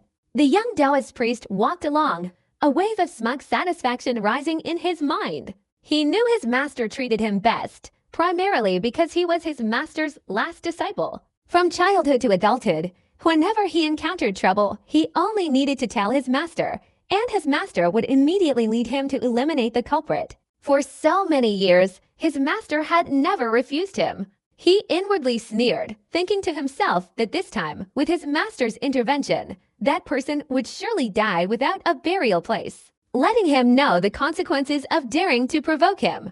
Thinking this, he secretly glanced at his master beside him. From his outward expression, he couldn't discern any joy or anger. He thought to himself, knowing his master, the more expressionless his face, the more furious he was. From his memory, every time his master led him to eliminate those who provoked him, his face almost always wore this kind of expression. No matter what kind of mischief he caused, as soon as he saw the master, his face would instantly turn pale. He would either kneel on the ground begging for forgiveness or flee immediately. Although some people tried to resist, they all met the same fate. The young Taoist felt triumphant, as if he had eaten honey. He took a deep breath, quickened his pace, and thought to himself, "Don't let that person get away. I must get there quickly." As he walked, the big-eared monk suddenly stopped. The young Taoist, having gone a few steps too far, quickly turned around and saw the big-eared monk's gaze fixed on the small sugar toys displayed at a small stall nearby. The big-eared monk's eyes softened as he approached the stall and gently asked, "How much are these sugar toys?" From the first glance at the big-eared monk, the vendor felt an inexplicable surge of goodwill and smiled, saying, "Just one small coin." The big-eared monk smiled and nodded, taking out a small coin and placing it on the counter. He then carefully examined the lifelike sugar toys, finally picking one up. The young Taoist was stunned. This was the first time he'd seen his master unexpectedly buy a sugar toy. He felt a mix of amusement and exasperation, but he couldn't have imagined the big-eared monk would give him the little sugar toy. Do you remember the first time I saw you, when you were fighting with a group of children over a sugar toy? Perhaps you've forgotten. The big-eared monk's eyes showed a nostalgic expression. The young Taoist was taken aback, accepting the sugar toy, involuntarily recalling his painful childhood. If it weren't for his master, he feared he would have died long ago. Thinking of this, his eyes welled up with tears, and he whispered, "I can't forget. It was you who took me in and taught me magic and supernatural powers." The big-eared monk patted the young Taoist's head and said, "Come on, take me to see that person." The young Taoist looked at the sugar toy in his hand, and childhood memories slowly surfaced in his mind. He took a deep breath and carefully placed the sugar toy in his storage bag. He intended to keep it for life because it was a gift from his master. As dusk fell, the big-eared monk and the young Taoist arrived at Wang Lin's shop. The sky had naturally darkened, but the streetlights on both sides illuminated the entire area. Su Dao's eyes widened in shock, trembling slightly. He immediately looked around and hastily stood up. Upon seeing Wang Lin, he immediately knelt down, his face showing excitement, unable to speak. Wang Lin's expression remained unchanged. He didn't even glance at Su Dao, calmly saying, "Saving your life is enough to repay you for the 16 years of service you've given me. Go now." Su Dao hesitated for a moment, then bowed deeply several times, saying in a low voice, "I will remember this great kindness and virtue in my heart." After saying that, he sighed, stood up, and pushed open the door, intending to leave the shop. At this moment, Wang Lin suddenly raised his eyebrows and said, "Su Dao, come back. Don't close the door." Su Dao was startled and quickly stepped back, staring at Wang Lin in astonishment. "Stand aside, a guest has arrived." Wang Lin took a sip of wine from the gourd in his hand and said calmly. Su Dao's expression changed slightly, and he quickly stood beside Wang Lin, looking towards the shop's main door, his eyes flickering. Not long after, only faint footsteps could be heard from outside. Soon after, a large-eared cultivator entered the shop from outside, followed by the young Taoist whom Wang Lin had spared earlier in the day. A look of panic instantly appeared in Dao's eyes. He recognized the large-eared cultivator at a glance. He was the one who had forced the crown prince to stay inside the palace. A storm of emotion surged within him, but after glancing at Wang Lin, he forcefully controlled his instinct to retreat, remaining silent. The young Taoist entered the shop and immediately grinned, shouting, "Master, it's him. He's the one who injured me." The young Taoist pointed at Wang Lin. He turned around, surprised to find that his master wasn't looking at him, but instead his gaze was fixed on the carved wooden statues around him. Wang Lin remained silent, leisurely drinking his wine, his eyes briefly sweeping over the two men before returning to his own. The big-eared monk cautiously examined the carved wooden statues, his gaze suddenly stopping at the two statues at the top. These two statues were indeed the carvings of a middle-aged scholar and an old woman from the White Cloud sect. The great monk looked at them for a long time, then smiled, seemingly not considering himself a stranger, and naturally sat down opposite Wang Lin. "Taoist friend, may I have a drink?" The big-eared monk gently took a cup from his storage bag. Wang Lin glanced at him, tossed the wine gourd in his hand forward, and the big-eared monk caught it and poured a full cup. After a sip, his eyes showed a strange light of appreciation, saying, "Excellent taste." Wang Lin chuckled and said, "If you like it, there's more than half a gourd left. I'll give it to you." The big-eared monk laughed heartily and didn't refuse, pouring another cup and drinking it. He paused for a while to savor the taste, then sighed deeply. "Your cultivation level is a notch higher than mine, using the mortal realm to transform into immortal. I admire you." Wang Lin flipped his right hand, and another wine gourd appeared in his hand. He took a sip and said, "You also use your disciple to transform into immortal, using the role of a teacher or parent to comprehend the heavenly Tao. Compared to my method, it has the same effect. Why envy others?" The big-eared cultivator's eyes shone with a strange light as he looked at Wang Lin, nodding and saying, "It seems I was indeed not mistaken. Hearing your disciple's words today, I naturally have a hunch that the person involved in this matter has a cultivation level equal to mine, someone preparing to enter the God transformation realm." Wang Lin smiled without speaking. "Fellow Taoist, how about we to compete to see who enters the ethereal void of the God transformation realm first? Is that all right?" The big-eared monk looked at Wang Lin and smiled slightly. Wang Lin, with a half-smile, glanced at the big-eared monk and said, "However, if I had this in my heart, I'm afraid I would never have reached the nascent soul stage in my lifetime." "Fellow Taoist, your words are quite hurtful." The big-eared monk laughed heartily, waved his sleeve, and clasped his hands together, saying, "I didn't expect to meet someone like you in the capital."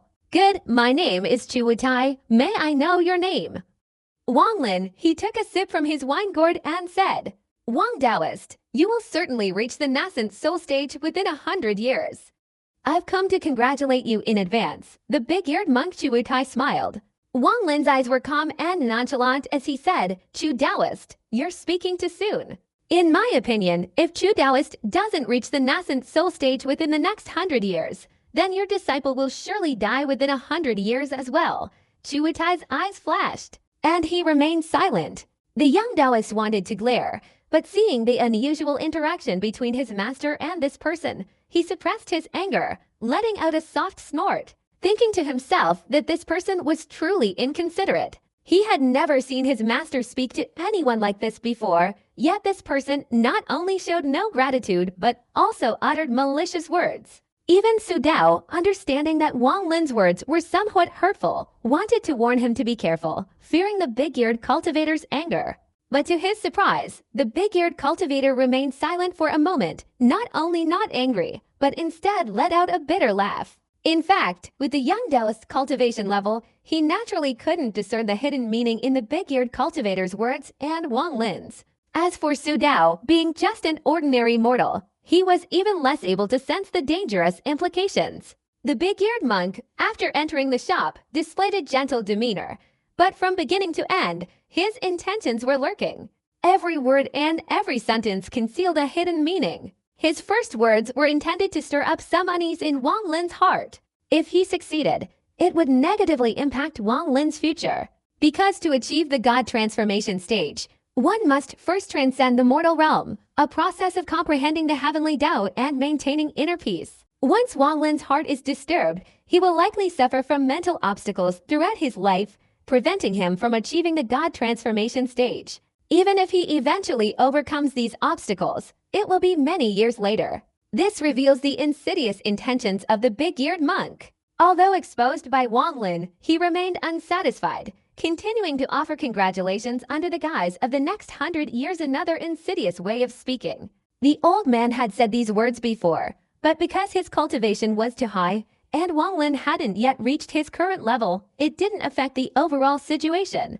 Instead, it served as a subtle hint to inspire confidence and a determination toward success. However, now, coming from the mouth of the big-eared cultivator, although the words were the same, the meaning was different. If Wang Lin truly believed this and couldn't surpass the 100-year mark, once he failed to achieve the God transformation stage, his life would be considered forever without opportunity. Unless he could gain a great enlightenment to understand and escape this 100-year curse. Seeing that the other party was determined to continue harming him with words, Wang Lin finally had to retaliate. He first used the phrase the other party cannot achieve the God transformation stage within 100 years. This was a veiled way of responding, slightly altering the other party's statement.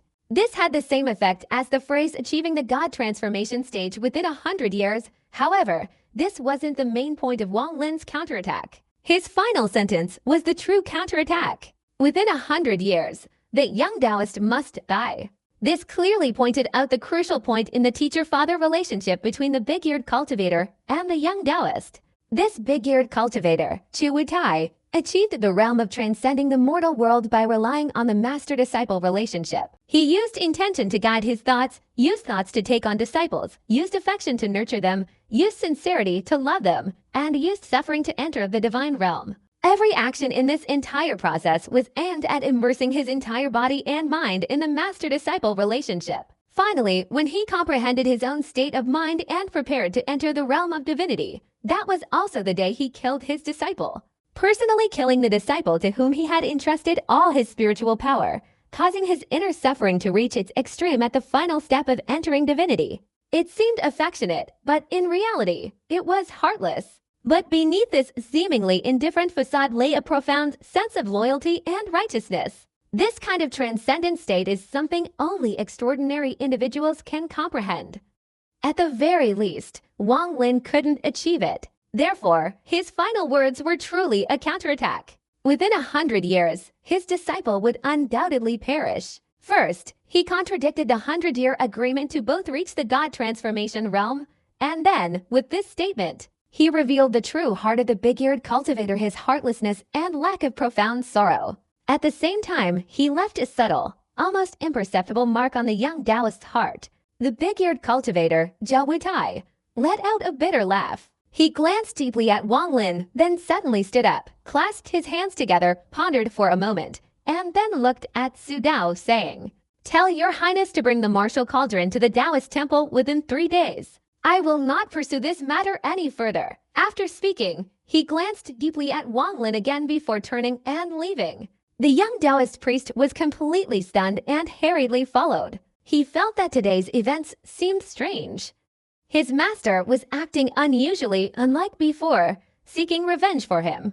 At the same time, Wang Lin's words made him involuntarily think of his own death within 100 years. Thinking of this, he couldn't help but tremble slightly. Looking up, he found his master's gentle gaze upon him, and his heart immediately warmed. Don't think so much. Why did you put away that little sugar toy? Why didn't you eat it? The big-eared monk asked softly, his voice filled with kindness.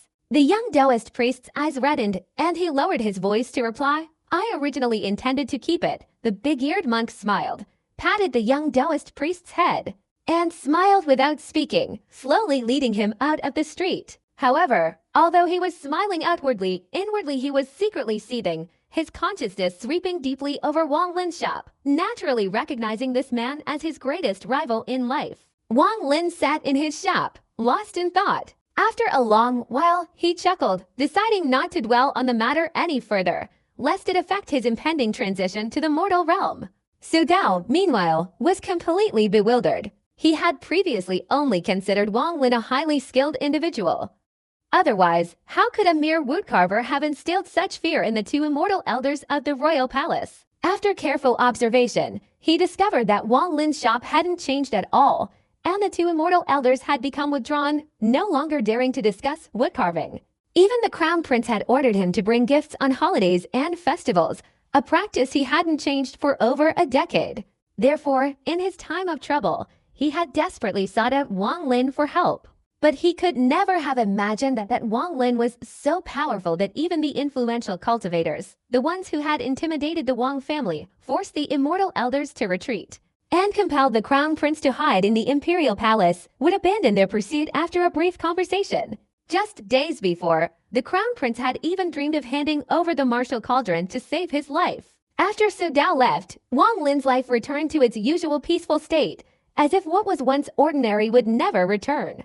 Wang Lin still woke up early every morning, opened his shop, and waited for Daniu's child to bring him fruit wine, which he would then drink while carving wooden statues. Of course, this way of life had become ingrained in his very bones over the years. He distanced himself from killing, seemingly a split from his former self. There was no trace of death in him, only a kind of serenity, a kind of mortal enlightenment. Wang Lin didn't know what the ultimate state of mind he had finally comprehended was, but he wasn't in a hurry, quietly seeking understanding. 7 days after Su Dao left, he returned to Wang Lin's shop.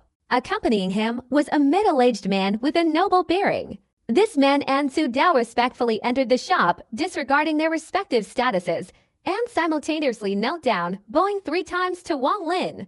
Wang Lin said nothing, his gaze sweeping over the man. He recognized him at a glance. Su Dao's boss, the very person the large-eared cultivator was trying to kill, the crown prince. In the eyes of an ordinary mortal, the crown prince was naturally of the heavenly royal lineage. But to Wang Lin, this man was no different from an ant. Although he had some cultivation, as long as he didn't successfully establish his foundation, he would find it difficult to escape the cycle of reincarnation.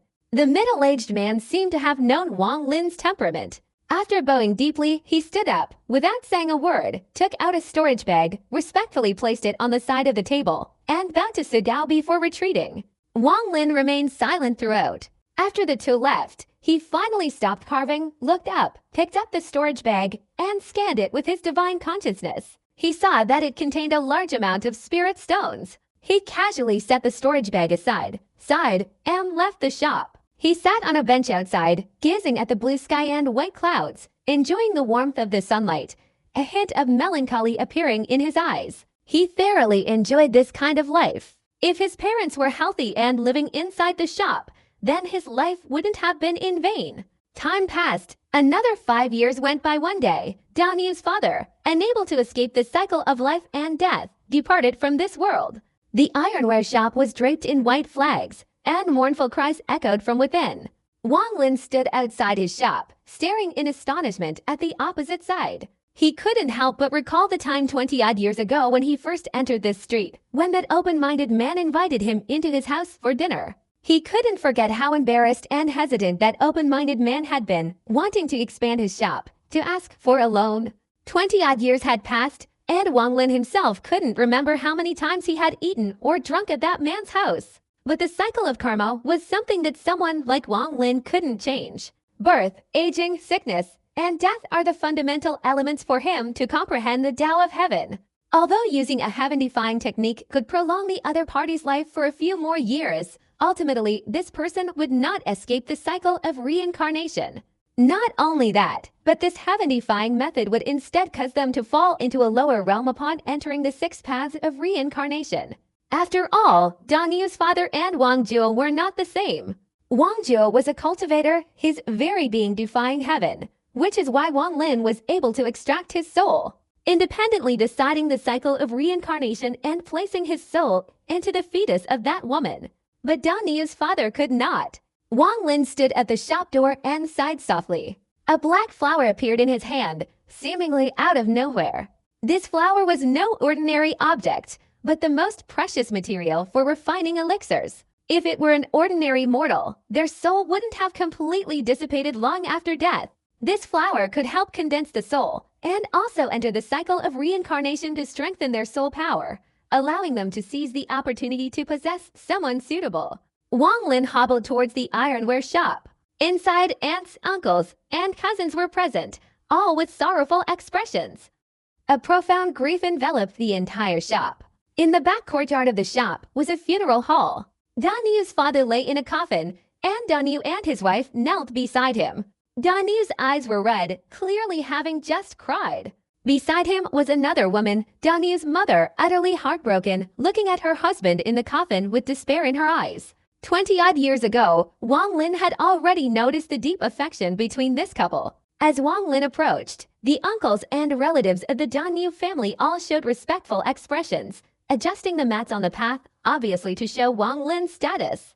Dan Yu's mother, seeing Wang Lin, nodded slightly, knelt down, and whispered, "The wife of the late Zheng family greets brother Wang." Wang Lin sighed softly, stepped forward, helped her up, and then accepted the incense offered by the person behind her, offering a brief prayer. He bowed his head, and instantly the surrounding space darkened, though this darkness was invisible to ordinary people. From within Dan Yu's father's corpse, a stream of black energy slowly emanated, gradually condensing and finally transforming into the image of Dan Yu's father. He clutched his body, seemingly very cold, his face pale, his entire being appearing as if it could disintegrate at any moment. He looked around blankly, finally settling his gaze on Wang Lin. Because no one on all 4 sides could detect him, only Wang Lin's clear black and white eyes fixed on him. Wang Lin sighed softly. The black flower in his right hand instantly shattered into many pieces and slowly dissipated.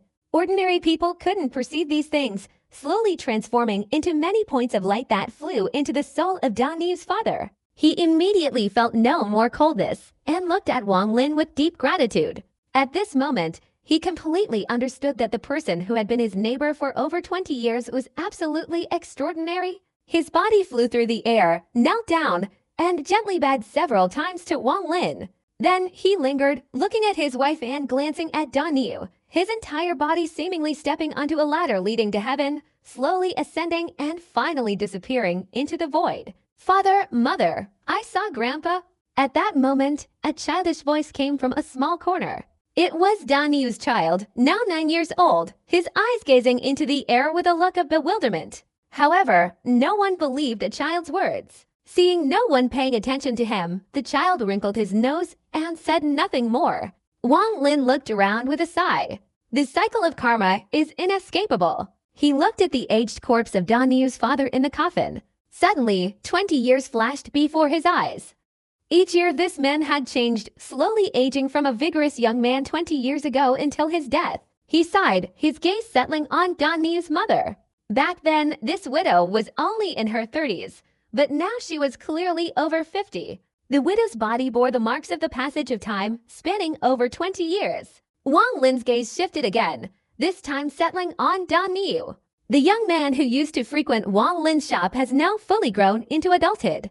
Not only has he married and had children, but he also cares for his elderly father in his final days. It's as if a small sapling, over the past 20-odd years, has slowly grown into a mighty tree capable of withstanding storms.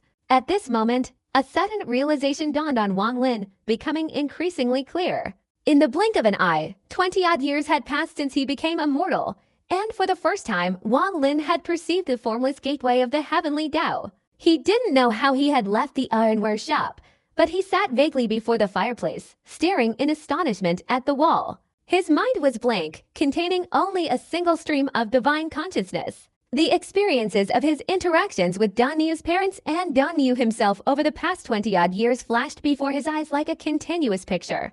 The three of them gradually changed in appearance, and Wang Lin felt as if an invisible force was attached to them. This force caused Dan Niu's parents to slowly age, and Dan Niu's body to slowly grow. Gradually, Wang Lin felt a loud bang in his head, and an unimaginable light flashed in his eyes. In that instant, he felt his body suddenly float upwards, slowly rising from the shop, higher and higher. During this ascent, he saw countless ordinary people. All of these ordinary people possessed that power. Even the plants and all things in the world were permeated with it, everywhere. This power descended from the sky, and Wang Lin instinctively wanted to find its source. Slowly, Wang Lin felt himself rising higher and higher. The capital below became smaller and smaller, until finally it disappeared, revealing before him vast yellow planets. Unfortunately, he still hadn't found the source of that power. He could sense that this force, even throughout the entire starry sky, was omnipresent. Wang Lin's character was deeply rooted in stubbornness. If it weren't for that, he wouldn't have been able to travel abroad for over 400 years just to return to Zhao Kingdom and wipe out the Tang family. Besides his stubbornness, his character also possessed unwavering determination. Otherwise, he wouldn't have been able to rise from a novice cultivator to his current peak. It was this stubbornness and unwavering determination that drove him to seek the source of this power.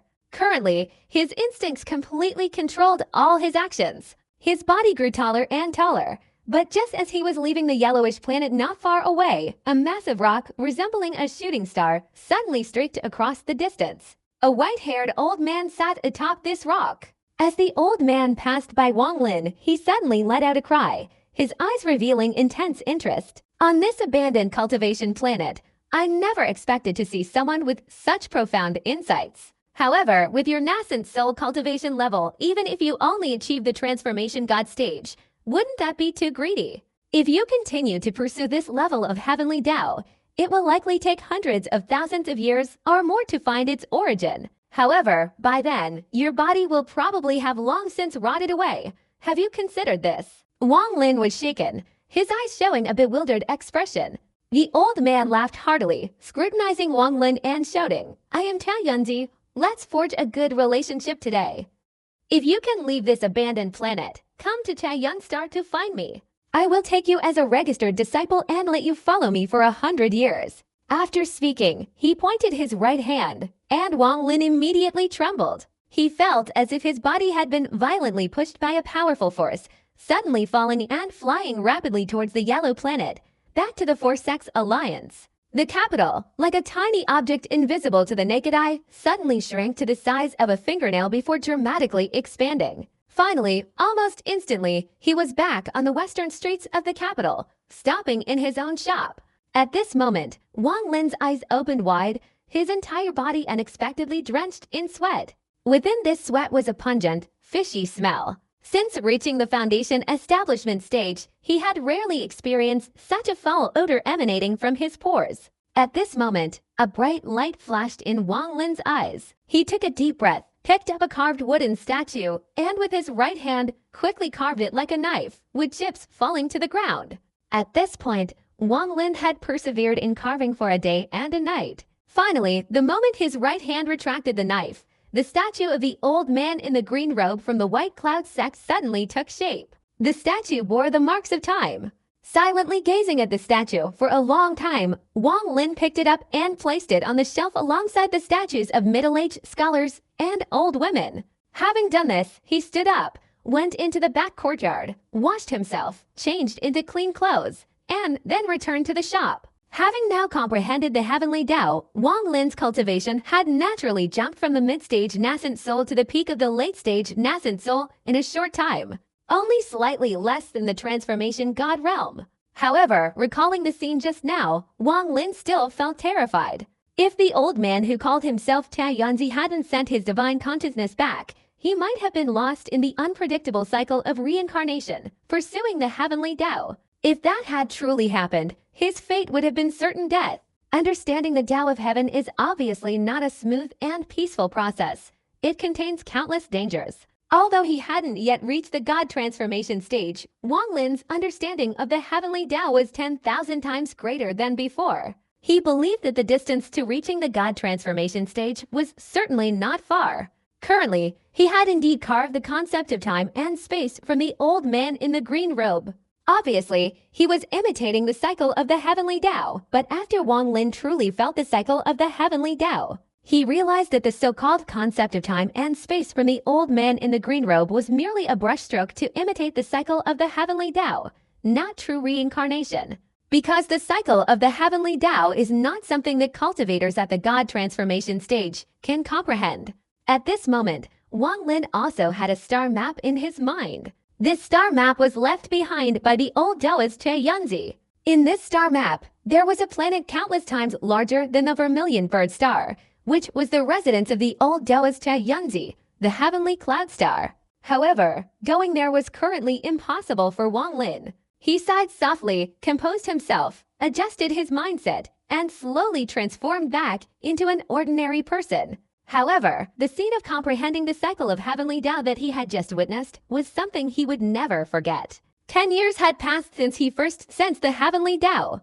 Wang Lin had lived on this street for over 30 years. His whole body had aged, his hair was white, and his face was deeply wrinkled. 7 years ago, Daniu's mother fell seriously ill and passed away. Now, the blacksmith shop was entirely entrusted to Daniu. Just like his father before him, he worked hard to support the family and cherish his wife and children. For his grown-up son, he made him learn blacksmithing every day, preparing him to continue his trade. This scene was similar to that of years ago, only the people had changed. But this situation didn't last long. 3 years ago, Zheng Ziniu, Daniu's son, was noticed by a wandering cultivator from the White Cloud sect and taken as a disciple.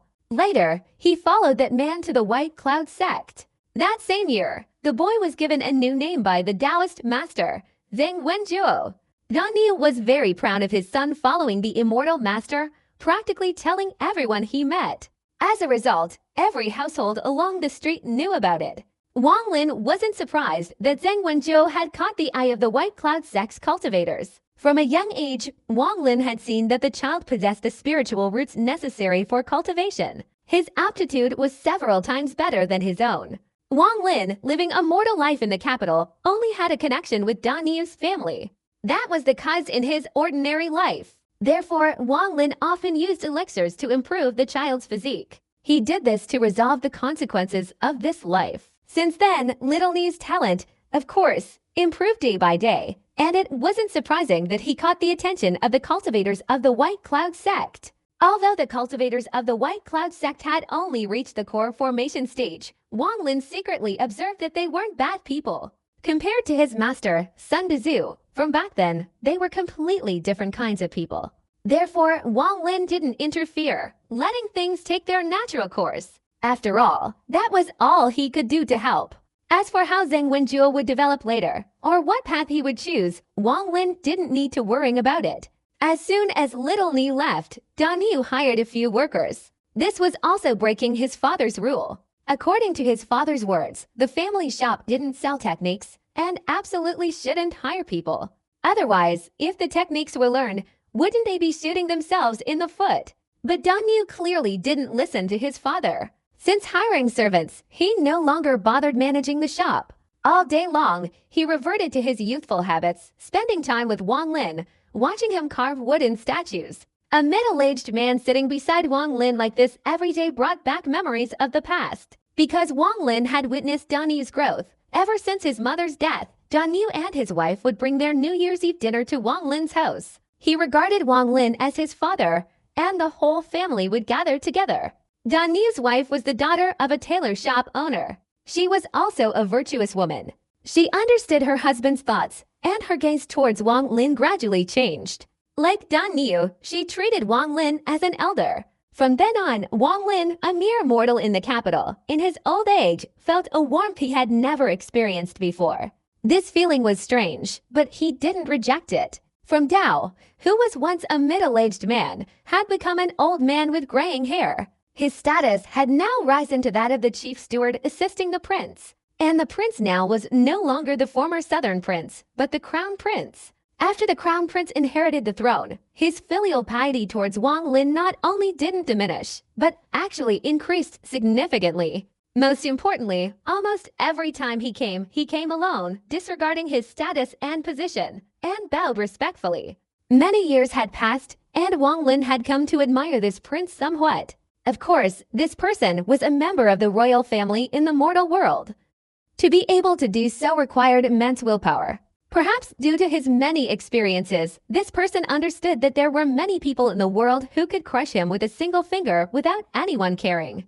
Therefore, his politeness and respect towards Wang Lin were solely for the purpose of securing his protection and saving his own life. This winter, the snow fell heavily. In his 30 years here, Wang Lin had never seen such a heavy snowfall. The snow blanketed the entire capital in a pristine white. All the eaves and trees were covered in a layer of snow as thick as a 3-year-old child. Many rooms suddenly collapsed under the weight of the snow.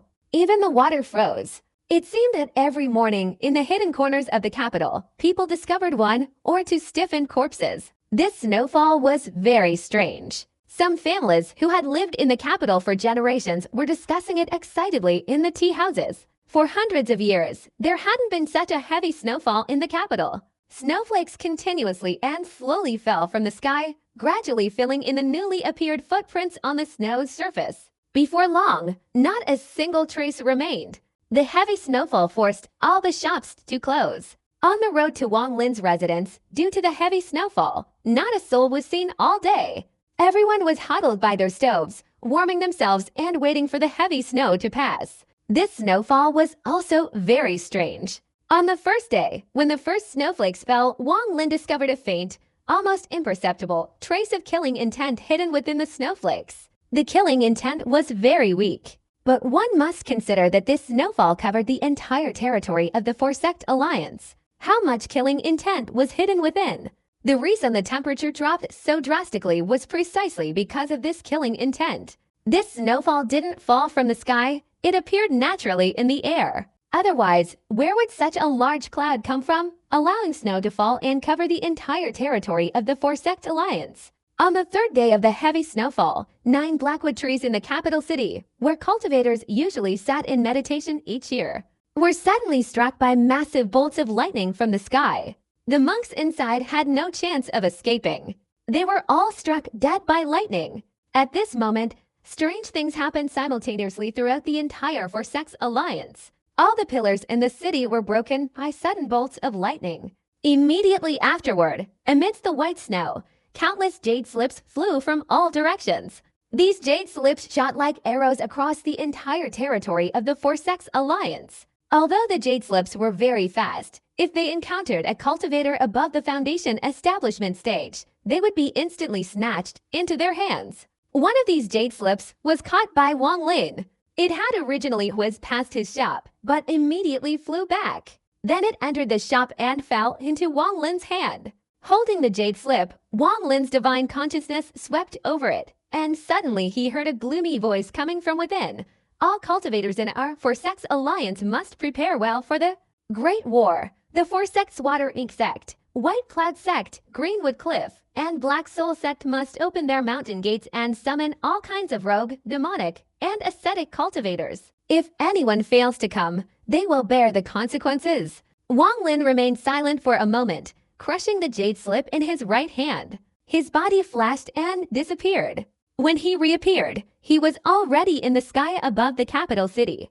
After he reappeared, his body suddenly moved slightly, continuing to fly straight forward. Very quickly, he flew out tens of thousands of miles, searching for the place where the snowflakes had appeared. The snowflakes had appeared from this place without a sound. Wang Lin stared at the void for a long time before discovering a clue. In the air, there were many places emitting faint ripples of forbidden formations. These formations were definitely for concealment. If it were other magical techniques, Wang Lin would have some difficulty removing them. But if it was a forbidden formation, he wasn't afraid. He suddenly glanced. A slightly dark beam of light instantly shot out from his eyes and into the air. After a moment, his hands moved continuously.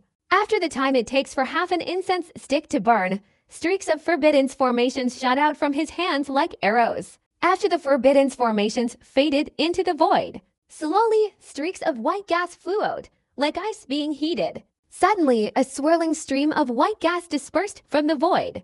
After a while, the white gas gradually dissipated, revealing the true scene inside.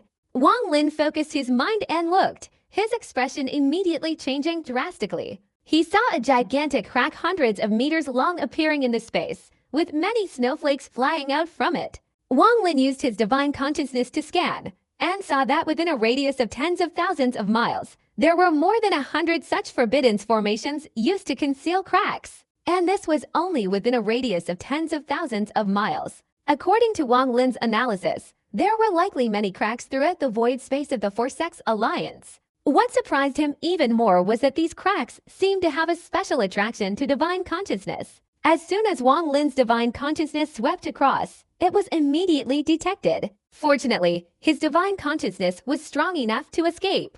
Wang Lin pondered for a moment, not daring to act rashly. He flew down and returned to the shop. During his descent, he saw a world of pure white before him.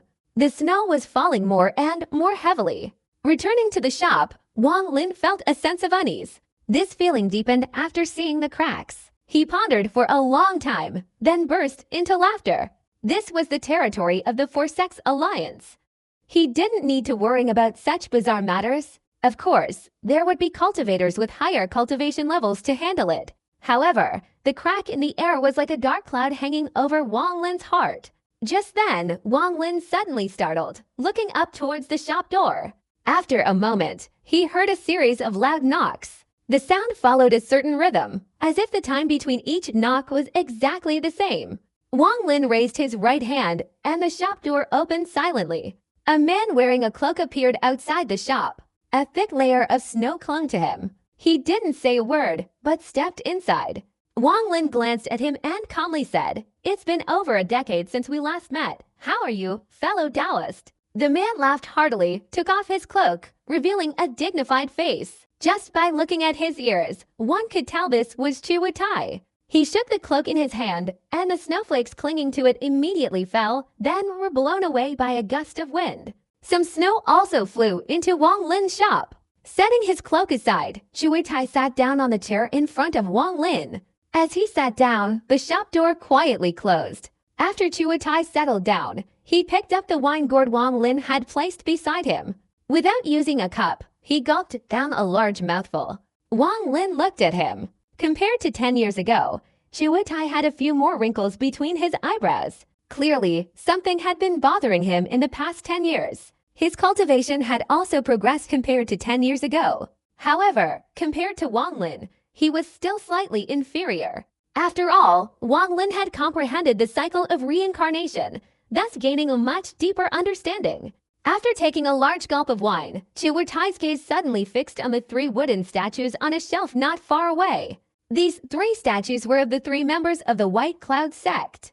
Back when Chuatai first arrived, there were only 2 statues on the shelf. Now there was one more. His eyes lingered on the 3 statues. Gradually, a look of horror appeared on his face. He lightly waved his right hand, and the statue fell into his grasp. He examined it carefully for a long time, then gently set it down.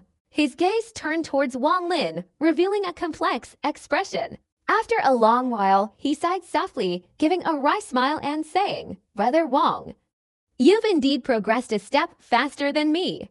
For 10 years, I've remained stagnant." Wang Lin's expression remained calm. He took out another bottle of wine. After a sip, he shook his head and said, "It's just a fortunate coincidence." Chuatai sighed, lowering his head to look at the wooden statue, and slowly said, "You've also carved the time and space concept of Uncle Chingsong. This wooden statue is equivalent to a nascent soul stage, a top-tier magic treasure. 10 years ago, Brother Wang couldn't even achieve this. Unexpectedly, in just 10 years, he's made such progress. I admire you. Wang Lin suddenly smiled and said, if you like it, I'll give it to you. Chu Wutai was stunned. The complexity in his eyes deepened. He looked at Wang Lin for a while, then at the wooden statue. Finally, after some hesitation, he took out a jade slip from his storage bag, gently placed it beside him, and said, thank you. His hostility towards Wang Lin lessened a little. Casually giving away such a treasure was something no ordinary person could do. He believed that with this wooden statue, although he couldn't truly attain the realm of time and space, he could at least sense a little of it. The only thing that worried him was which one to choose in the end. After all, his understanding of the time and space intent on the wooden statue was very poor at the moment. Therefore, a conflict arose in his heart. After a long while, he paused, looked up at Wang Lin, and smiled bitterly, saying, Brother Wang, I admit defeat. You don't want me to have other thoughts, do you? Alas, I'll give up this wooden statue. I'll also give this jade slip to you. It contains the divine abilities and techniques of a nascent soul cultivator. Wang Lin's eyes flashed with a strange light as he carefully observed Chu Wutai. He had given the wooden statue to him with a purpose in mind, but he didn't expect him to react so quickly, abandoning the opportunity to understand the time and space intent, and stubbornly clinging to his original path of becoming immortal. Wang Lin hadn't encountered many people like this in his life. He smiled and nodded, saying, if that's the case, it would be disrespectful for me to refuse. Having said that, he picked up the jade slip, scanned it with his divine consciousness, and calmly placed it beside him. Chu Wutai glanced regretfully at the wooden statue. Then he gritted his teeth, forcing himself not to look at it again, his face darkening as he said, Brother Wang, it's been snowing heavily these past few days. Have you noticed anything strange? Wang Lin pondered for a moment, looking at the wine gourd in his hand, and slowly said, this snowfall is clearly not caused by nature. Chu Wutai's eyes flashed, and he said, that's right. There's a murderous aura within the snowflakes. Now, the entire territory of the Four-Sect Alliance is covered in snow.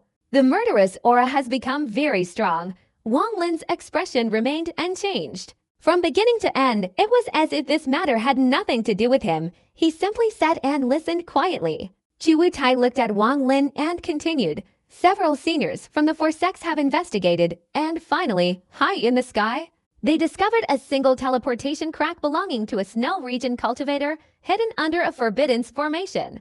Snow region cultivators. This was the first time Wang Lin had heard this name. Chu Wutai took a deep breath and said, the snow region cultivators are also a fourth-level cultivation nation.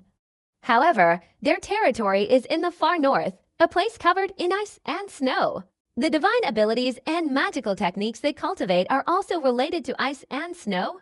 Therefore, whenever the snow region nation invades our cultivation nation's territory, they will open these teleportation arrays first, causing the enemy's territory to be covered in ice and snow. Then, they launch a large-scale attack. After saying this, Chu Wutai lightly waved his right hand behind him. The shop door immediately opened. A cloud of snow was sucked into his hand and presented to Wang Lin. At the same time, his left hand formed a hand seal. In an instant, a fist-sized fireball was created, emitting waves of extremely hot air. Please take a look, Brother Wang, he said, then held the fireball and the handful of snow together. In a moment, the fireball emitted plumes of smoke, then was extinguished. The snow, however, remained unaffected. Wang Lin was immediately shaken. This was something he hadn't anticipated. This snow cannot melt. When the entire territory of the Four-Sect Alliance is covered in snow, that will be the day the snow domain cultivators attack. Chu Wutai's voice deepened. Wang Lin also fell silent, saying nothing. Brother Wang, I am here today representing the Four-Sect Alliance, inviting you to join. With your cultivation level, once you join, the Four-Sect Alliance will undoubtedly receive a great deal of support, Chu Wutai said sincerely. Wang Lin glanced at him, then slowly opened his mouth to speak. I am merely a nascent soul cultivator. There are many in the Four Sects with higher cultivation levels than me. It seems I'm not the only one. Chu Wutai smiled wryly, shaking his head and saying, Brother Wang, you shouldn't underestimate yourself. With your current realm, you will reach the transformation God realm in just a few years. At that time, for our Four Sects, we will have another transformation God cultivator.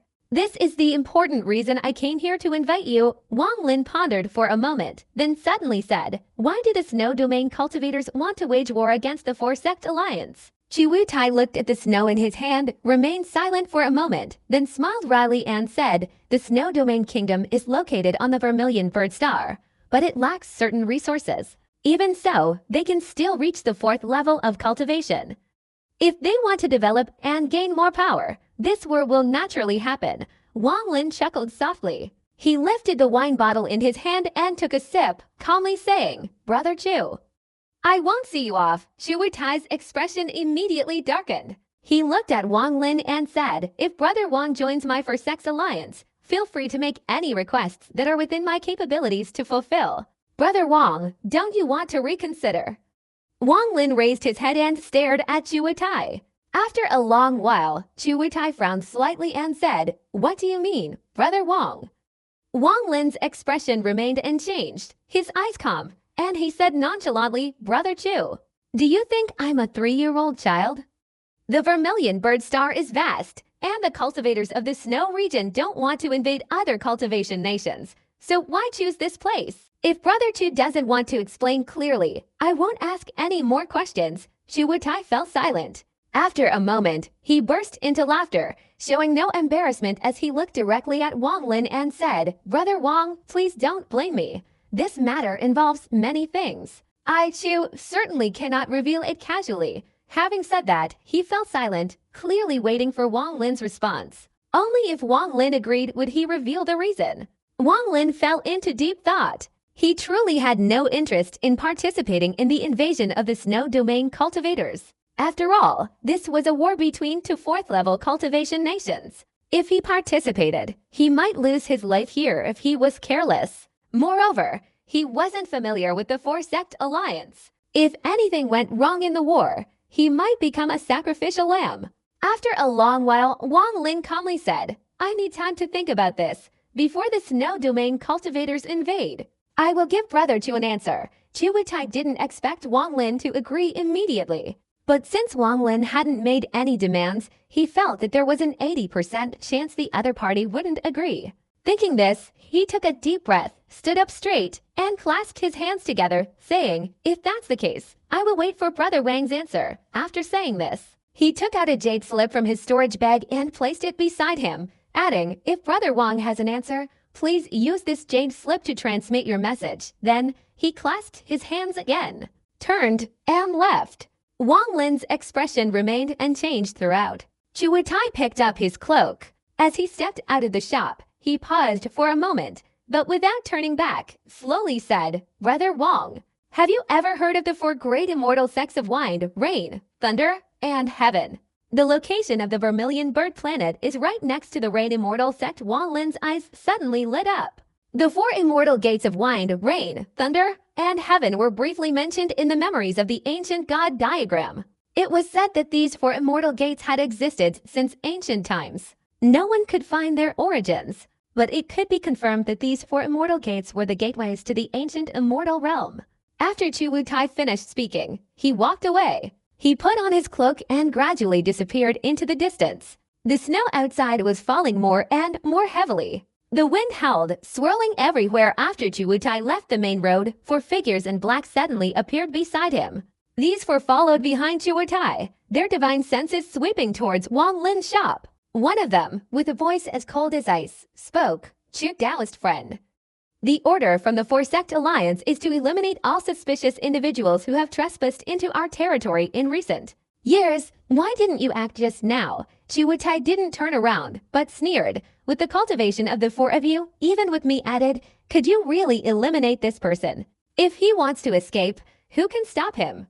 Not necessarily, although the 4 of us are only at the late nascent soul stage. If we activate the formation, unless he reaches the god transformation stage, he will surely die. A man in black beside him said calmly. Chu Tai sneered, waved his sleeve, and said, if you want to, go ahead. I won't accompany you. This person can carve the statues of the 3 elders of the White Cloud sect, especially the wooden statue of Uncle Ching Song, which is both inside and out. I don't want to go looking for death. The 4 men in black were silent for a moment. After exchanging glances, they turned and walked towards Wang Lin's shop without saying much. The smile on Chu Wutai's face grew even colder. He stopped, turned around, and looked behind him. He wanted to see how those four arrogant fools could defeat a powerful expert who was about to reach the god transformation stage. They hadn't considered that if Wang Lin tried to escape, the four of them wouldn't be able to catch him. If they did, it would be like inviting disaster upon themselves. What a bunch of fools! The four immediately rushed towards Wang Lin's shop, their killing intent palpable. Wang Lin sat inside, gazing at the wine flask in his hand, sighing softly. In recent years, his mood had been quite normal. He truly didn't want death and bloodshed to ruin it. But Wang Lin was still Wang Lin. 400 years ago, he had continuously killed, only restraining himself during his transformation into immortal, not completely disappearing. Those four didn't know that if they deliberately attacked, they would be unleashing a malevolent demon who hadn't killed anyone in decades. But the four men clearly had a plan beforehand. Each of them transformed into a wisp of black smoke. Against the white snow, their black smoke clouds stood out even more clearly. Wang Lin sighed inwardly. In his eyes, a cold, icy glint suddenly flashed, a look he hadn't seen in the past 30 years. That look had only appeared frequently in Wang Lin's eyes during the 400 years before. Each time it appeared, it was a sign that someone was about to die. This time was no exception. Wang Lin held the wine gourd in his left hand, took a sip, then stood up and took a step forward. In the blink of an eye, his body appeared outside the shop.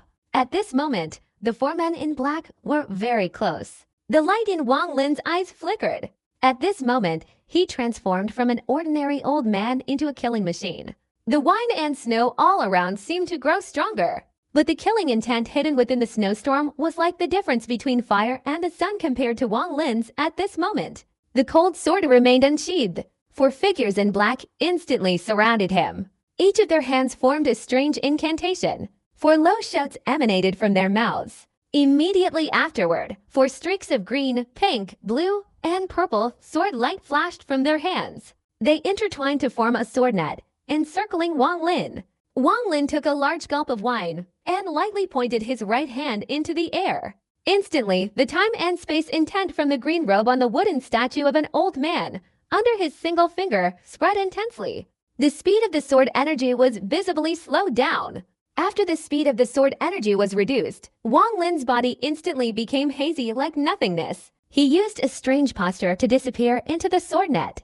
When he reappeared, he was behind one of the figures in black. The sword was drawn from its sheath and instantly killed. His right arm looked slow, but in reality, it was as fast as lightning. In an instant, it landed on the head of the man in black. With a crack, the man spat out a mouthful of fresh blood, his breath cut short, and he died. At the same time, his nascent soul quickly flew out of his body, fleeing in terror into the distance. Wang Lin didn't even bother to look. Turning his head in a flash, he roared. Amidst the earth-shattering sound, a cloud of black mist, the soul-devouring form, suddenly appeared above Wang Lin's head, then opened its mouth and swallowed the fleeing nascent soul. The surrounding wind and snow trembled slightly. Within 100 jang radius of Wang Lin, everything tried to circle around, seemingly afraid to anger this killing machine. The man in black wasn't dead after all. He shouldn't have released a malevolent spirit that had been killing for 400 years. If he had known, he would surely have regretted it. The remaining three were instantly terrified, and without delay, they patted their storage bags. Each of them took out their most powerful magic weapon. One of them held a magic weapon resembling an umbrella. Suddenly, he saw Wang Lin subtly turn, his gaze fixed on him. The cold eyes of the other party revealed a hint of killing intent, sending chills down his spine. At this moment, the coldness from the surrounding snow and wind was nothing compared to the chill of this man's gaze. For the men in black, the coldness of the snow and wind was not even a fraction of a percent of this man's gaze. Instinctively, he bit his tongue, spitting a mouthful of fresh blood into the umbrella. Suddenly, streaks of golden light emanated from the umbrella. Each streak of light was as vivid as a golden snake, flying straight towards Wang Lin. They hissed, as if wanting to devour him. The other two also took out their magic weapons, but they didn't know that swords, though never unsheathed, were meant to kill. Killing people again and again. A sarcastic look appeared in Wang Lin's eyes. He didn't even bother to look at the golden snakes flying towards him. He potted his storage bag, and a small black flag immediately appeared in his hand.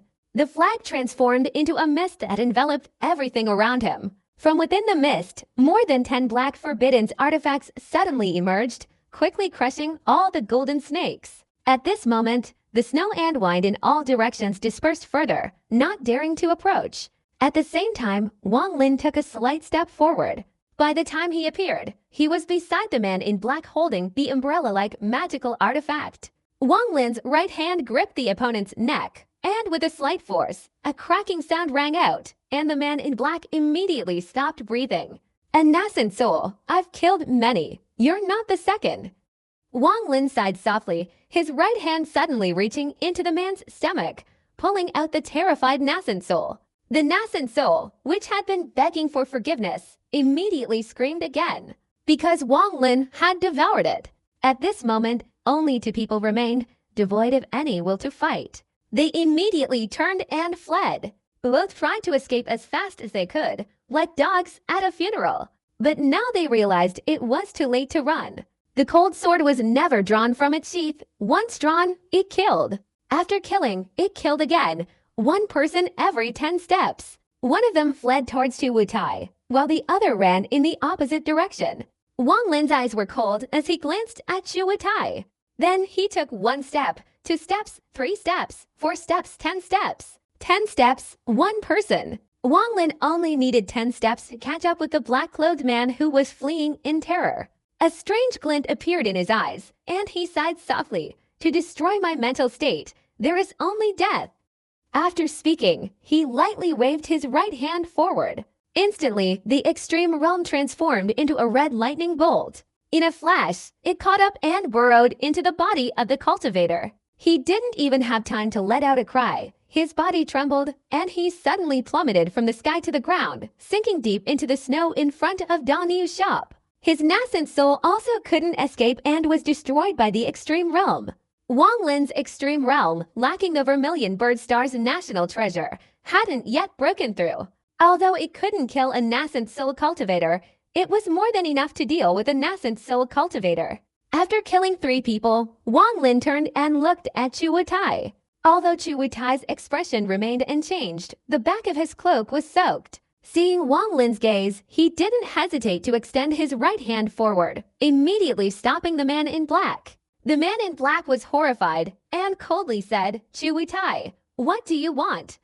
Chu Wutai calmly looked at him, smiled, and softly said, "You have angered my brother. How could I let you escape?" After saying that, his left hand formed a strange hand seal. A purple light immediately appeared in his hand. In an instant, the difference between a late-stage nascent soul cultivator and a cultivator about to reach the god transformation stage became clear. Chu Wutai's cultivation level was only slightly lower than Wang Lin's. He was just 1 step away from entering the nascent soul stage, possessing a bit of the essence of the Tao. In an instant, the incantation appeared in his hand, and the nascent soul cultivator suddenly froze. He felt as if he had returned to his youth, as if he were seeing his master leading him into the cultivation sect. Although he knew all of this was just an illusion, the feeling was incredibly real. An irresistible consciousness suddenly spread throughout his body. Before he could react, Chu Wutai's right hand was placed on the top of his head, unleashing spiritual power. The man immediately vomited blood and fell to the ground, dead. Chu Wutai then seized his nascent soul, held it towards Wang Lin, and crushed it. He used this action to show Wang Lin that he had not participated in this. Moreover, no one would ever know about it afterward. Otherwise, he wouldn't have resorted to murder to silence him. Wang Lin killed 3 people cleanly and efficiently, causing Chu Wutai to stare in astonishment. For people dressed in black, if there had been only one, he could have easily killed him. Even 2 would have been manageable. But with 3, he could at most only manage a draw. And with 4, he would have had no choice but to flee. Yet Wang Lin killed 3 with such ease. How could Chu Wutai not be terrified? Wang Lin's body slowly descended from the air. The moment he landed on the snow, his body suddenly became listless, transforming from a bloodthirsty killer into an ordinary person, a mortal in his twilight years. He lifted his robe and picked up the wine gourd. After taking a sip, he casually tossed it towards Chu Wutai. Then he turned and walked into the shop. Now he was no different from an ordinary person. Chuitai grabbed the wine gourd, silently and fearfully looking at Wang Lin's house for a long time. He secretly decided that this person could only be a friend, not an enemy. He waved his sleeve, and the 4 black-robed corpses on the road instantly turned into dust and dissipated. Then his body moved slightly, and he quickly left the road. Wang Lin's time from leaving to returning to the shop was also very short. Moreover, thanks to his efforts, none of the surrounding mortals saw what had just happened. When he returned to the shop, he sat on a chair next to the stove. A gray aura immediately emanated from him. He stretched out his hands and placed them on top of the stove to warm himself. Sitting quietly in the shop, he quickly searched through the memories of the ancient god diagram. Gradually, information related to the 4 immortal sects of wind, rain, thunder, and heaven became clear in his mind. Just then, the sound of wind and snow echoed outside. Then suddenly the space became quiet again. The shop door creaked open as a gust of wind and snow pushed it open. Immediately afterwards, the smell of roasted chicken wafted straight into their faces. The vile old man, who hadn't appeared for a long time, was shivering and huddled up as he hurried inside. After entering, he kicked the shop door shut with his right foot. Then he quickly went to the stove next to Wang Lin and cursed, "In the middle of the night, I'm disturbed by a few brats fighting, keeping me awake. I don't know which damn bastard fell on me. I worked so hard to find a place to sleep. What bad luck." Wang Lin chuckled, waved his right hand, and another wine gourd appeared in his hand, which he handed to the old man. The old man accepted it. He chuckled, took out a portion of roasted chicken from his chest, and said, "You're still the best. Good. I'll give you half of this roasted chicken." After speaking, the old man looked closely at Wang Lin, a look of admiration in his eyes, and said, "Not bad. Your cultivation has increased significantly. You're almost at the nascent soul stage. You agreed to carve a wooden statue for me, but remember not to forget. Otherwise, even if you go to the ends of the earth, I, this old man, can still find you." Wang Lin chuckled and said, "Having agreed to Senior's request, I certainly won't forget." The old man tore off another chicken leg, took a bite, and vaguely said, "Young man, the 4 Sects Alliance has been in turmoil lately. Seize the time to reach the nascent soul stage. Otherwise, with your cultivation, you won't find anything good here." Wang Lin's heart stirred slightly. He looked at the old man and said, "Senior, do you know the reason for the turmoil in the 4 Sects Alliance?" The old man proudly raised his chin, glanced at Wang Lin, and said, "In this cultivation world, is there anything that this old man doesn't know? It's not because some brat from the 4 Sects Alliance somehow obtained a martial cauldron from a snow domain cultivator. The snow domain kingdom would naturally be unhappy and want to reclaim it. That's all there is to it. A martial cauldron." Wang Lin pondered for a moment, suddenly remembering that more than 10 years ago, Zhouyitai and the Crown Prince had a minor disagreement, and the martial cauldron was mentioned during that time. Speaking of the martial cauldron, there isn't actually just one, but I don't know exactly how many there are. However, whoever possesses one can enter the 4 great immortal sects of wind, rain, thunder, and heaven on the day the heavenly Tao opens. That's why the competition occurs. But even if people from both sides gather to compete, it's useless. Once it attracts the attention of the 5th and 6th level cultivation kingdoms, it will sooner or later become their property. The old man quickly finished gnawing on a chicken leg, then broke off a chicken neck, chewing noisily as he spoke. Wang Lin pondered for a moment, then said, "I heard that the 4 great immortal sects of wind, rain, thunder, and heaven all lead to the ancient immortal realm. So it's no wonder they're vying for it." The old man chuckled and said, "What? Little fellow, are you tempted? But the ancient immortals disappeared long ago in the war of the distant past. The ancient immortal realm is now just an empty space." Wang Lin was stunned. Tuti's memories didn't record anything like that. He hesitated for a moment, then said, "They're all dead?" The old man gnawed on the chicken neck again, tore off a large piece of meat, and ate while saying, "Of course they're all dead. Otherwise, why do you think those cultivators at the nascent soul stage are still stuck there?" "It's because there's nowhere else to go." Wang Lin felt a shock deep in his heart. Although he knew that the ancient cultivators had died in a great catastrophe, which led to the emergence of the Cultivation Alliance, he hadn't thought that even the immortals of the ancient immortal realm had all died. Seeing Wang Lin's shock, the old man looked somewhat smug. After finishing the chicken, he let out a burp and patted his full belly. The old man took another sip of wine, wiped his hands on his clothes, and said, "Heh. Scared now, the ancient gods are all dead. The ancient immortals are naturally all gone too.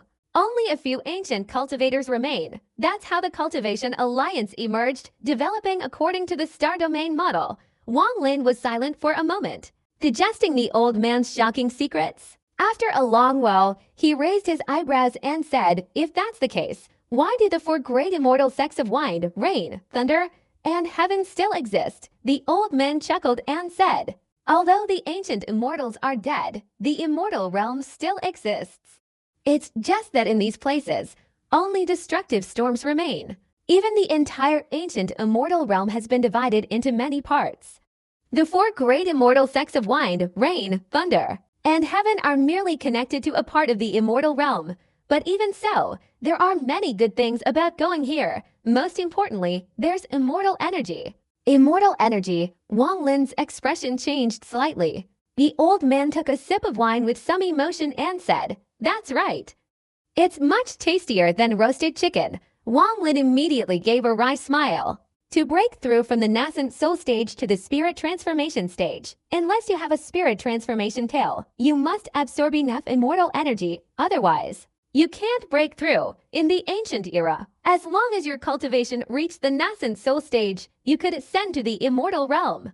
After absorbing enough immortal energy there, you could naturally continue cultivating. But now, except for venturing to the immortal realm, there's no other way. The old man licked his lips and said. Wang Lin was silent for a moment, then smiled and said, "If that's the case, then the martial cauldron truly has some value to contend for.